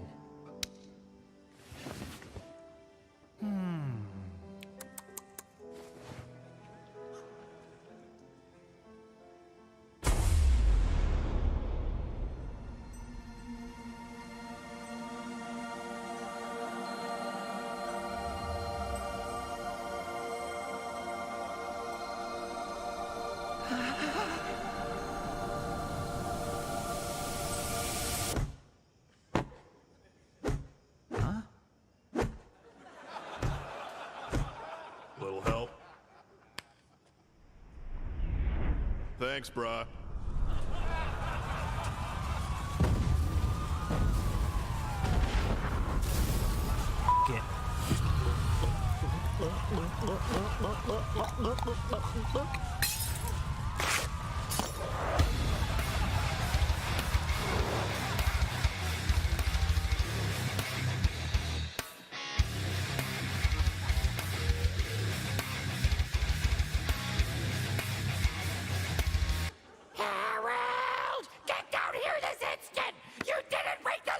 Smell you later, you old bag!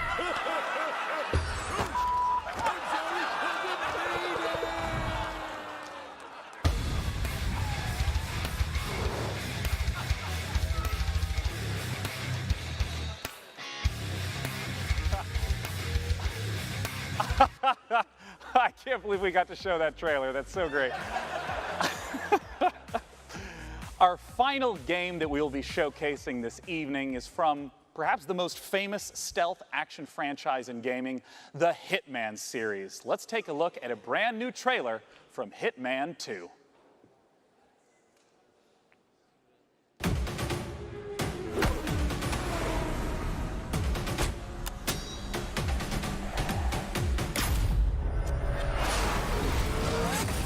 Welcome to Miami, 47. The innovation race is on its last day, and it is down to the wire. The Providence defectors are Robert and Sierra Knox. A day of high-octane thrills and two very public targets.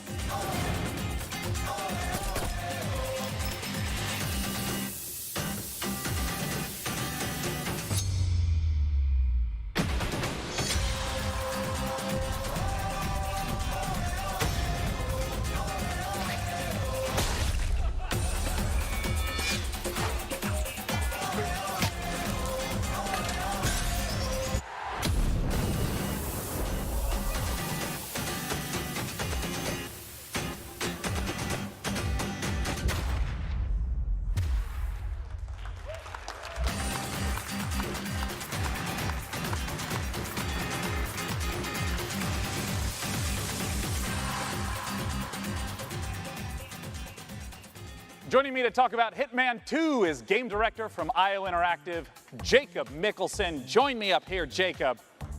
Come on out, we gotta talk. Assassination. Hey, Sean. Welcome, Jacob. Thanks for joining me. I mean, right away, tell me, what is Agent 47 doing in Miami? Well, he's there to pay a visit to Sharon Robert Knox, who are part of the Kronstadt Empire. And yeah, we all know how that ends, right?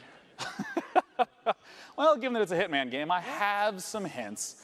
And, you know, I always felt like in the Hitman games, the environment was so critical, trying to study and trying to understand it. What are some of the elements in Miami that will show up in Hitman 2? Yeah, well, absolutely. Miami is, I think it's one of the biggest events we've ever created in the game. And in Miami, we have, of course, the race as the centerpiece. Yeah. But being this super high detailed sandbox, we also go to great lengths to actually create all the surrounding bits and pieces, like you have here, backstage area. Of course, we also have that in Miami. So pits and paddocks, there's an emergency room, and so on. So all the facilities needed in order for you to kind of make your own way through the mission and take advantage of the locations and all the different disguises and items you stumble upon as you move in closer to your targets.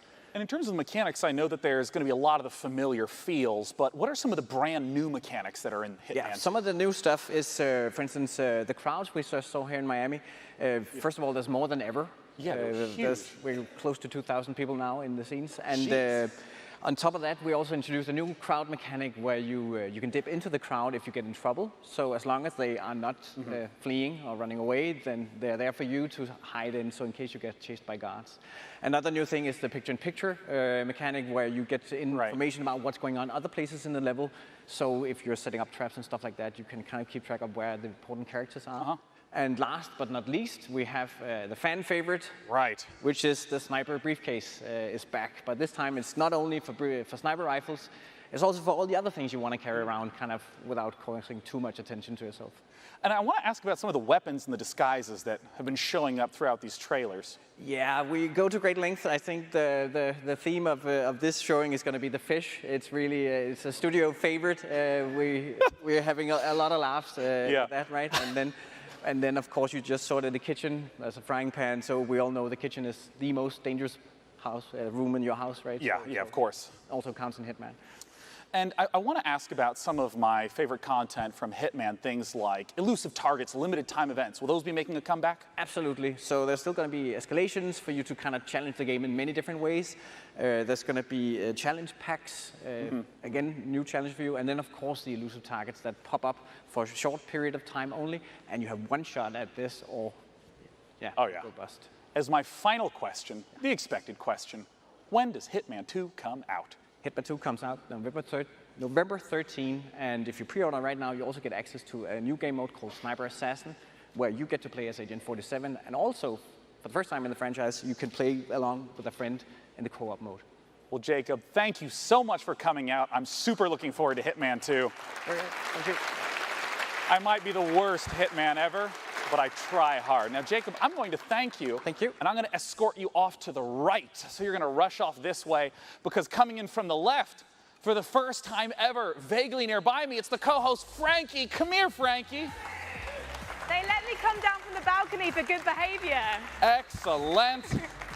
Well, Frankie, we did it. We the did. PC Gaming Show is done. Thank you so much for joining us to host this year. Thank you. Thanks for having me, guys. Thanks for all of you who came out to the Will Turn and joined us today. It was a blast.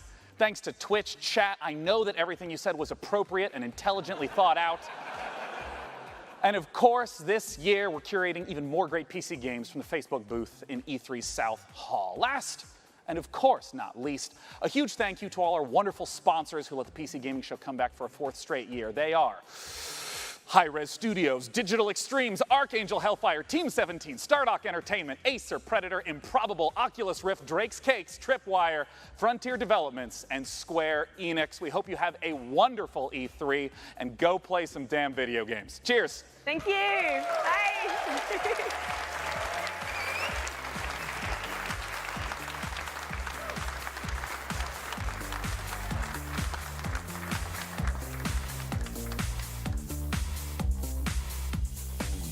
PC. We're going to talk about our favorites. I don't know that we'll necessarily get through every single one. We've got a few minutes to chat about it. Of course, then we've got 4 games we're going to be bringing you. And then it's time for Sony to wrap up the second day of press conferences. So exciting little 90 minutes that we've got coming up here. And then up to Sony. But let's talk about what did it for you during the PC Gaming Show. Again, a lot of stuff. Some of it we knew, some of it brand new. Zeke, thank you for raising your hand. What did it for you? Yakuza on PC! That is That was my. I had to change my pants. What if you didn't even realize it? It took you so long. No, I totally. I was just like, oh, we're watching this, and then I was reading through tweets, and someone else had to say it, and I went, wait a minute, this is on the PC Gaming Show. That means it's coming to PC.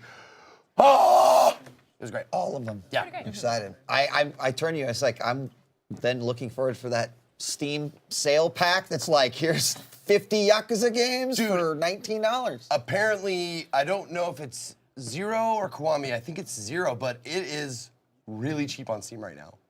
Should already be on top check of that. it out. I'm on it. Check a look.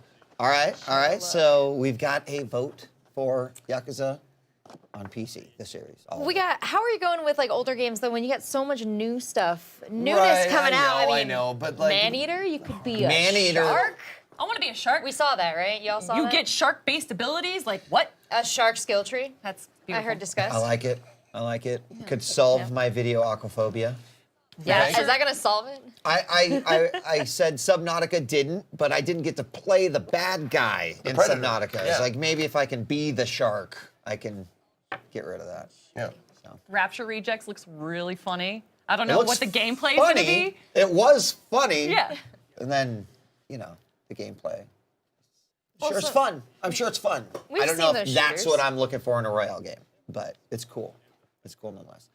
I would like to talk about this year. I was kind of rocked by a game that introduced some really, really interesting mechanics, and I know you two sitting next to me are actually quite familiar with the game I'm about to talk about. That was Eco. Oh, what a good game. You missed it. It's out there. Download it. They didn't show it on the PC Gaming Show, but what they did show is the first game, and that was Satisfactory, and that looks awesome. Massive resource management is my go-to like anytime game, man. And that was just the complexities of it and like what is the main objective of the game? Is it just to build a factory? But why are you building the factory? Where are you? Is it multiplayer? I want to know everything about this game. That's the biggest It has to question. be multiplayer, Is it right? multiplayer? Because I was watching the units, the humanoid units in there, and they were all visually similar.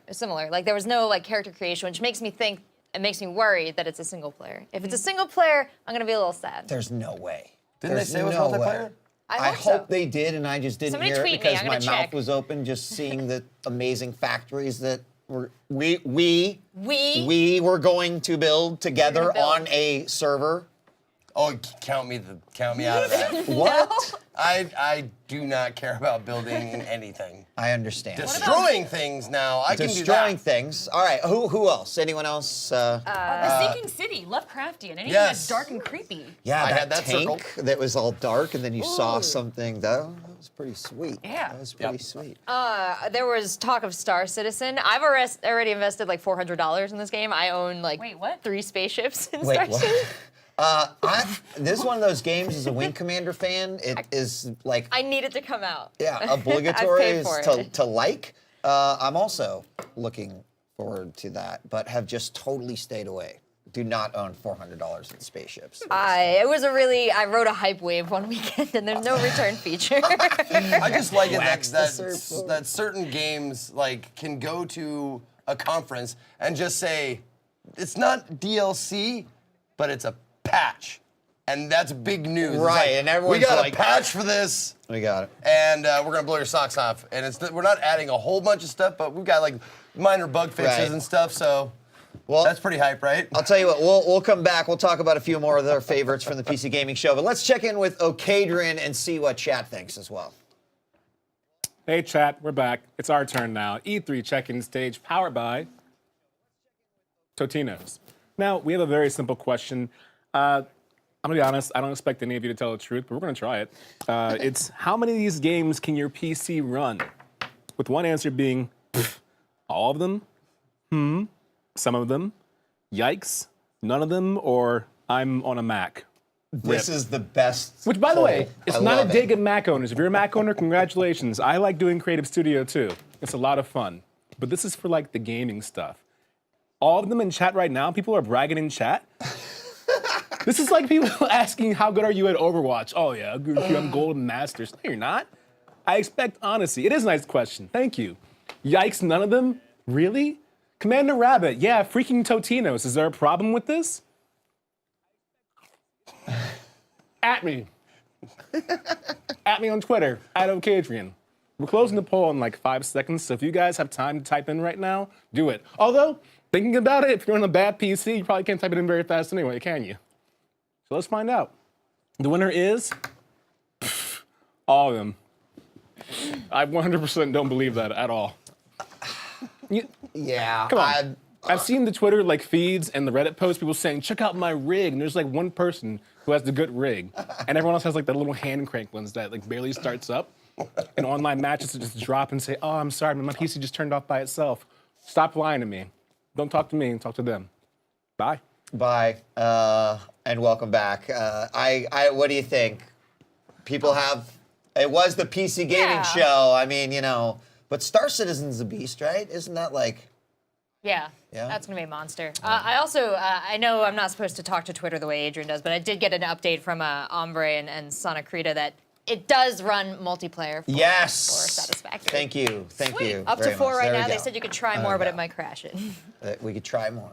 But wait, it's like early. Is it early access? It might be. I'm really just waiting for this to end so I can go download it. All right, check that out. You also were excited about. No, it wasn't you. No, you weren't excited Maybe. about Shenmue. What? Were you? Oh no, that was Adrian. Adrian. That Right? was Adrian. Sorry, yeah. sorry. Okadrian, by the way, he just wanted the Shenmue poll, right? Shenmue. I'm sorry, Okadrian. I'm sorry. Wasn't that the game that like got like $1 billion raised in like a second? The Shenmue 3, right? On Kickstarter. Wasn't quite $1 billion. Wasn't quite a second, but you're close. See? Yeah. I exaggerate. I'm sorry. It was. I speak in We'll see. exaggerations. Mark. So sue me. Marcus, are you excited for Jurassic Park? Absolutely. So to be honest, the fact that Jeff Goldblum like does the whole thing, that's exciting in and of itself. But my good friend Jeff In Control Robinson, I'm going to give him a shout out because there's no other a bigger Jurassic Park fan than him. I wish I could live up to, how much he is excited for the upcoming movie, how much he loves, Jurassic World, and of course the first 3, with Jurassic Park 3 actually being his favorite pterodactyl scene, specifically one that he thinks stands out in the whole series. But I'm gonna cosplay as Jeff when I stream this game. Just to show everyone how much his love for Jurassic Park actually is. So, Kelly, to answer your question, yeah, I'm excited for it. Jeff Goldblum, dinosaurs, didn't necessarily see the opportunity to ride on a motorcycle next to the raptors that I raised, but we haven't seen the whole game yet, so. A couple of smaller titles I'm looking at that I really had my eye on. I don't know how to say it. Noita? Noita. Oh yeah. It's a little indie pixelated game underground. The reddish shoes with the really cool and it had animations. the big bomb. Like it kind of reminded me. When the bomb went off, it kind of reminded me of like a Worms bomb like going off. Like remember Worms, that old game? I know what you're talking about now. Yeah. Looked cool. Looked like a lot of fun. Like a little underground platformer.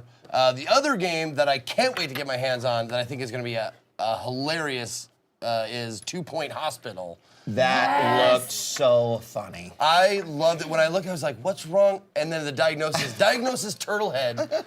And that's funny on 2 levels. You're so funny. All right, well, thanks again to everyone who tuned into the PC Gaming Show. Coming up to wrap day 2 up, we've actually got a lot of special guests coming in here before Sony. We've got Metro Exodus making a visit, Metal Wolf Chaos, which we saw announced during the Devolver press conference, Overland, and After Party. We're all going to have them right here on stage, and that's to keep you busy until we count down the moments until the last press conference of the day, and then the kickoff of the official conference. That's tomorrow, Tuesday. Ladies and gentlemen, we're going to take a break, but when we come back, it's going to be time for Metro Exodus. Don't go away. She's home!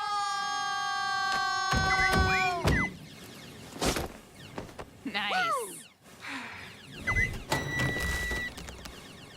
I missed you guys. Totino's Pizza Rolls.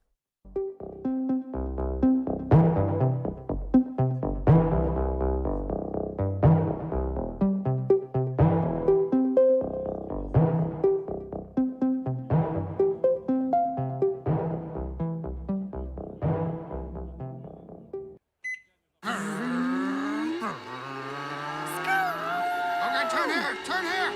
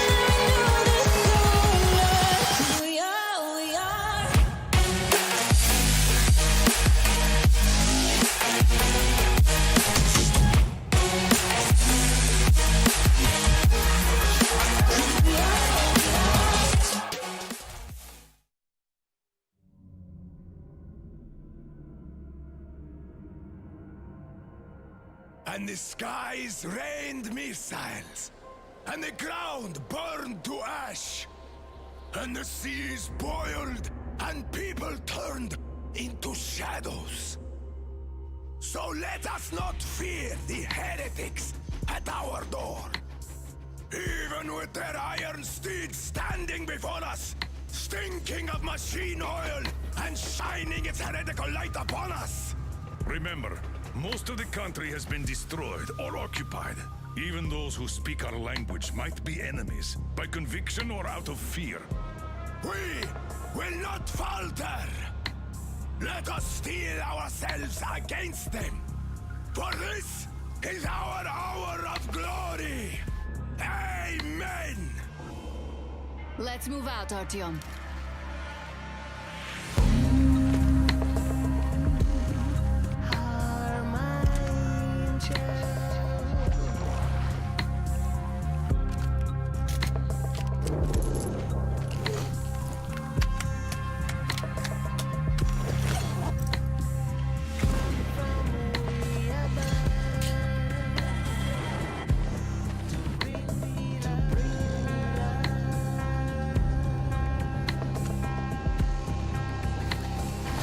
They want blood?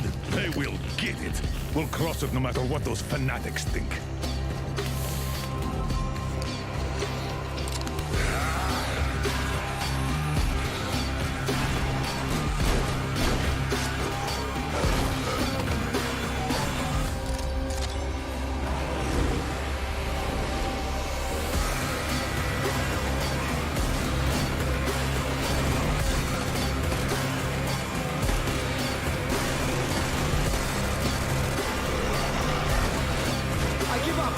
And if the heretics come for our lives, we will stand firm.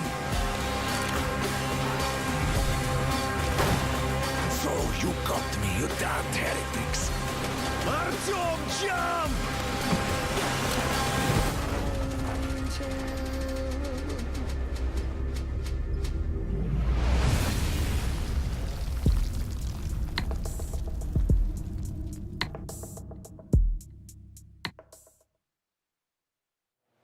Hello, everyone. Kelly Link here on E3 on Twitch, and I am joined by Rachel Cuerco, and we have John Block joining us, showing us Metro Exodus. Thank you so much for joining us here, John. Thanks for having me. So, Metro Exodus, just like the name says, you're leaving the Metro system. It's an exodus, and you're getting to explore all of Russia. What was the decision behind that? So with this third installment in the Metro series, we wanted to do something a little bit different. We wanted to take players to new places. We wanted to kind of explore new game design ideas, and our artists wanted to do something new. We've been kind of, as a studio, working within the confines of the Metro system underground for nearly a decade. So Yeah. we kind of wanted to branch out and do something new, for both ourselves and for our fans. So does this take place directly after Last Light? So the game does continue on with the good ending, the redemption ending from Metro Last Light, and it also continues directly from the story of Metro 2035, which is the book by Dmitry Glukhovsky, who wrote the Metro series of books, which the game series is based off of. I'm sure fans are really excited for that.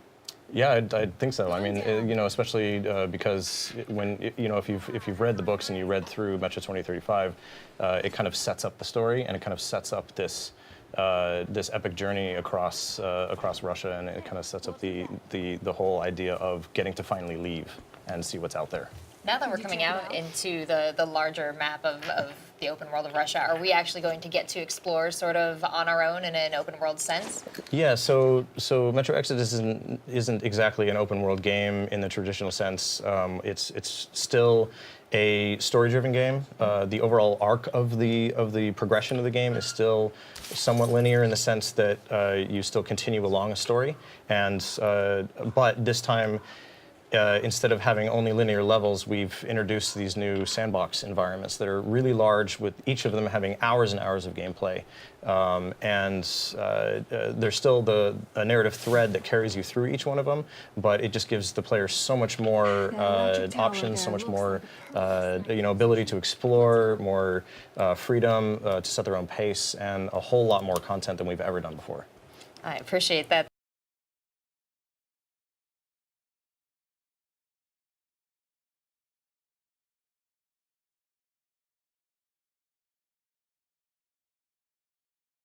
You do there or inside the train? So the train is called the Aurora. The team, the Spartans, Artyom and his friends have named it the Aurora, and the train is what they leave Moscow with. And as they take their journey, across the continent, they will add to it, add cars to it. In this level that we're showing off this year at E3, one of the objectives that the player has at one point is to obtain kind of a passenger car to attach to it in order to take with them some of the survivors that they find in this area. And it's kind of the home base. So when you arrive in a new area, it's the place that you can go back to where the rest of your team is, where you might get some of your primary missions from, things like that. So you're saying adding an extra car and saving a bunch of players, is that something, or people I should say, is that something that is possible to not happen? You wouldn't pick up an extra car? Is there any way to customize this train and have a bit of a variability with it? So it's the train is kind of the part of that core narrative thread that carries you through, and it's part of some of what kind of relates back to the classic Metro style of gameplay and narrative delivery, where there's certain parts that are designed in a way to carry the player through and always be something that the player can go back to know where they need to go, what they need to do, what's going on, and to understand like what it is that they're doing there. So it's kind of that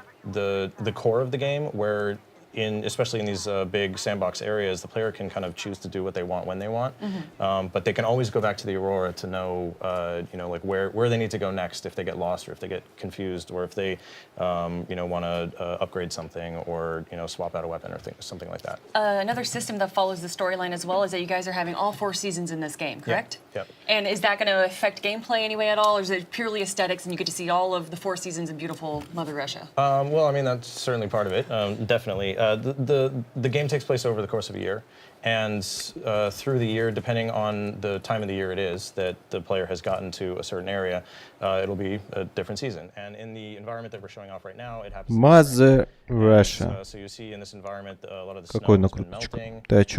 And in spring, comes storms. And Нет so никакой in this area, накруточки. there's 3 человека. and different types of dynamic weather that you'll be able to experience within the levels. And the different areas, depending on the time of year, will have different seasons that come with different weather patterns. Где же Билли Руби?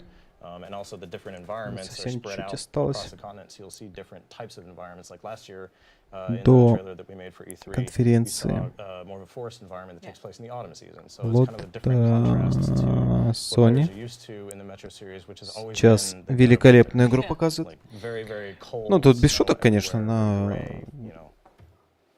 Метро Exodus. В принципе, та игра, которую многие ждут.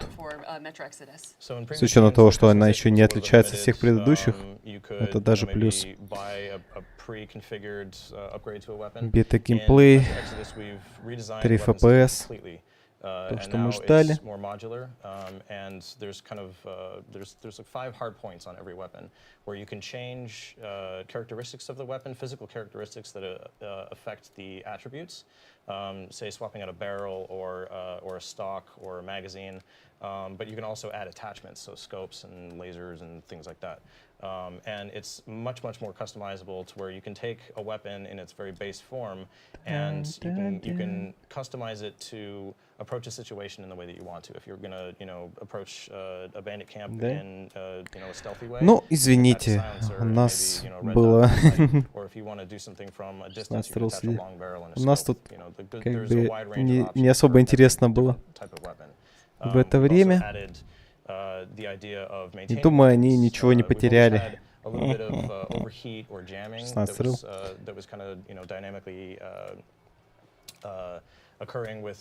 С учетом того, какое было интересное Gaming PC шоу. Ну, возможно, там что-то и показали, но я, скорее всего, это пропустил. Кстати, наверное, надо глянуть. Наверное, надо все-таки посмотреть, что там было. У нас есть какие-нибудь новости? Thank you. Is there I mean, it sounds like you're giving players a ton of options as far as like, is there an option to not clean my weapons? Is there a lot of options as far as, if you're going to give me all these different weapon attachments to approach the same fight, a stealth way, an aggressive way, what are the... Ну, осталось, по сути, две конференции, Sony и Nintendo. Nintendo будет только, ну, грубо говоря, завтра. У нас это ночью будет. Так, стоп. Что это было? А, хохол на России. Понятно, здрасте. Так, что-то у вас со звуком. Да, все, вот. Ну, что-то стало сейчас получше. Я громкость просто повысил. Просто мне микрофон Ну, я понял, это микрофон. Микрофон, как мой voice morpher работает. Герцовка, видимо, какая-то не совпадает с тем, что на компе настроено. А как вам то, что происходит на выставке? Алло. Ладно, все, у нас как бы потерян наш зритель. Что рассинхрон какой-то? А, рассинхрон со стримом? Ну, естественно, будет рассинхрон со стримом. Там же задержка есть. Сейчас чуть микрофон А, настроил. да, рассинхрон по микрофону, герцовка разная. Начнет, то сразу тикает, блядь, нахуй такой. Там где-то надо герцы поменять, то ли в настройках винды, то ли в настройках чего-то еще, не знаю, звуковой карты, если она есть.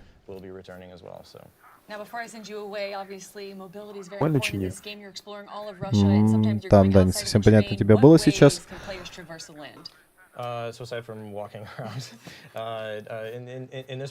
Ну, слышно, да, как будто voice morpher. В общем, мне кажется, надо просто поменять герцы в самой винде. Кажется, винду уже пора бы переустановить, а тут, так сказать, Не, это как бы, ну, не настолько радикально как бы надо подходить к решению вопроса. Возможно, это не решит проблему. Можно зайти... Сегодня так много этих индюшатин было, это просто капец. Ну, да, потому что это Gaming PC шоу, там как бы всегда индюшатина. А, ну там что-то Sega представила. По-моему, на Сеге совсем уже решил пойти поспать и вырубился. И... Сейчас я, наверное, гляну, что там по новостям. Главный анонс конференции PC Gaming Show. А, там Подожди, там... Бля, что случилось-то? За этой рекламы просто все летает. Браузер. Так, какой-то Хитман изображен. Satisfactory — это создатели симулятора козла, оказывается. Так, сейчас звук надо потише сделать. Что нужно было человечеству, симулятор козла. Да. Ну, а здесь они сделали симулятор строительства от первого лица. Так, немножко показали какую-то ретро-вейв тематику, симулятор неонового такси. Sinking City — это что-то лавкрафтщина какая-то. Якудза. Наши, по-моему, делают с помощью город, да, переводится Sinking City? Какой-то он, мне кажется, переводится как город, который является раковиной. Там, типа, пребывает в состоянии. Мне кажется, так. Такое, это тоже наши делают. Да. Это лавкрафтщина, но это что-то похоже на вампира. Man-Eater, поедатель людей. Это я даже не видел. Но там, в принципе, ничего не показали. Ну, Skyrim выходит в очередной раз. Только это создатели моды Skyrim сделали отдельную игру. Зайц, показали индюшатину, да? И это было настолько увлекательнее, чем Fallout 76, что, я не знаю, я вот просто готов уже прям сейчас. Да, можно купить все игры, в принципе. Получишь столько же удовольствия от Fallout 76. Так, здесь что у нас? Маверик. Это Player Unknown Battlegrounds очередной. Очередной Battle Royale. Только на это раз прыгаешь с башни, а не с самолета. Это нововведение такое. Star Citizen, оказывается, показывали. Какую-то показывали игруху. Только типа этот ценит и счастье. Счастье? Ценит happiness, так называется. Так, сейчас, возможно, найду. Сейчас звук потише сделаю. Трансляция. Так, пока до Star Citizen добрался. Just Cause 4. Ну, это представляли, по-моему, все, кому не лень, эту игру на своих конференциях. Похвастались достижением нового движка. Don't Starve. Обновление. Они просто уже патчи, да? Ну это DLC, типа. Overkill The Walking Dead. Зомби-симулятор. Симулятор госпиталя. По комиксу Цианид игра. Battle Royale по комиксу Цианид. Ну и новый Хитман. Пиздец. Новый Хитман нас ждет. Хитман 2 от Warner Brothers. Причем потому что Square Enix перестали его делать. Так, то есть будет какое-то говно. Так, какое еще говно? Индюшатина какая-то. Хитман? Ну да, никому неизвестная игра. Так. Ну, это все, что в моем списке есть, типа, из того, что, видимо, было интересно людям. Ну, дальше индюшатина, видимо, шла.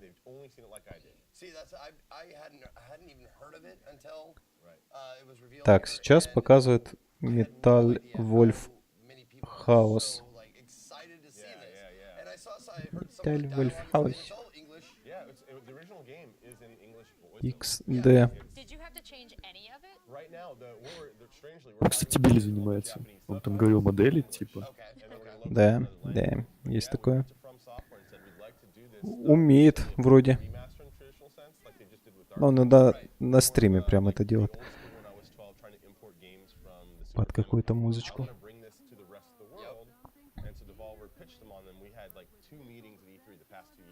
Я индюшатин всяких или... более-менее известных челиков. Не, ну там модели как просто, в принципе, там каких-то человекоподобных существ, людей, может, там замоделить, может, что-нибудь еще. Ну, чайник он тоже может нарисовать, я так понимаю, в 3D-редакторе, если тебя это интересует. Кстати, я тоже могу, там есть такая просто фигурка чайник по умолчанию. Но вообще, ну, каких-то людей я видел, рисовал. Негров. Женщин рисовал. Негров и людей. Может быть и женщин даже. Очередной порнодел. Да. Не. На самом деле я сейчас в 3D Paint запущу и тоже начну порно делать, только там с животными получается. Ну там есть, может, с человеком и собачкой. Это, в принципе, легко сделать. Там просто есть моделька человека, есть моделька собачки. Да, их можно как-нибудь так разместить интересным образом. Вот этот Metal Wolf Chaos, это вот то, что как раз от From Software на Devolver показывали. Вот это сейчас на экране, кстати. Я так понял, это она. Это... у которого сайт называется Мех Америка Great Again у этой игры.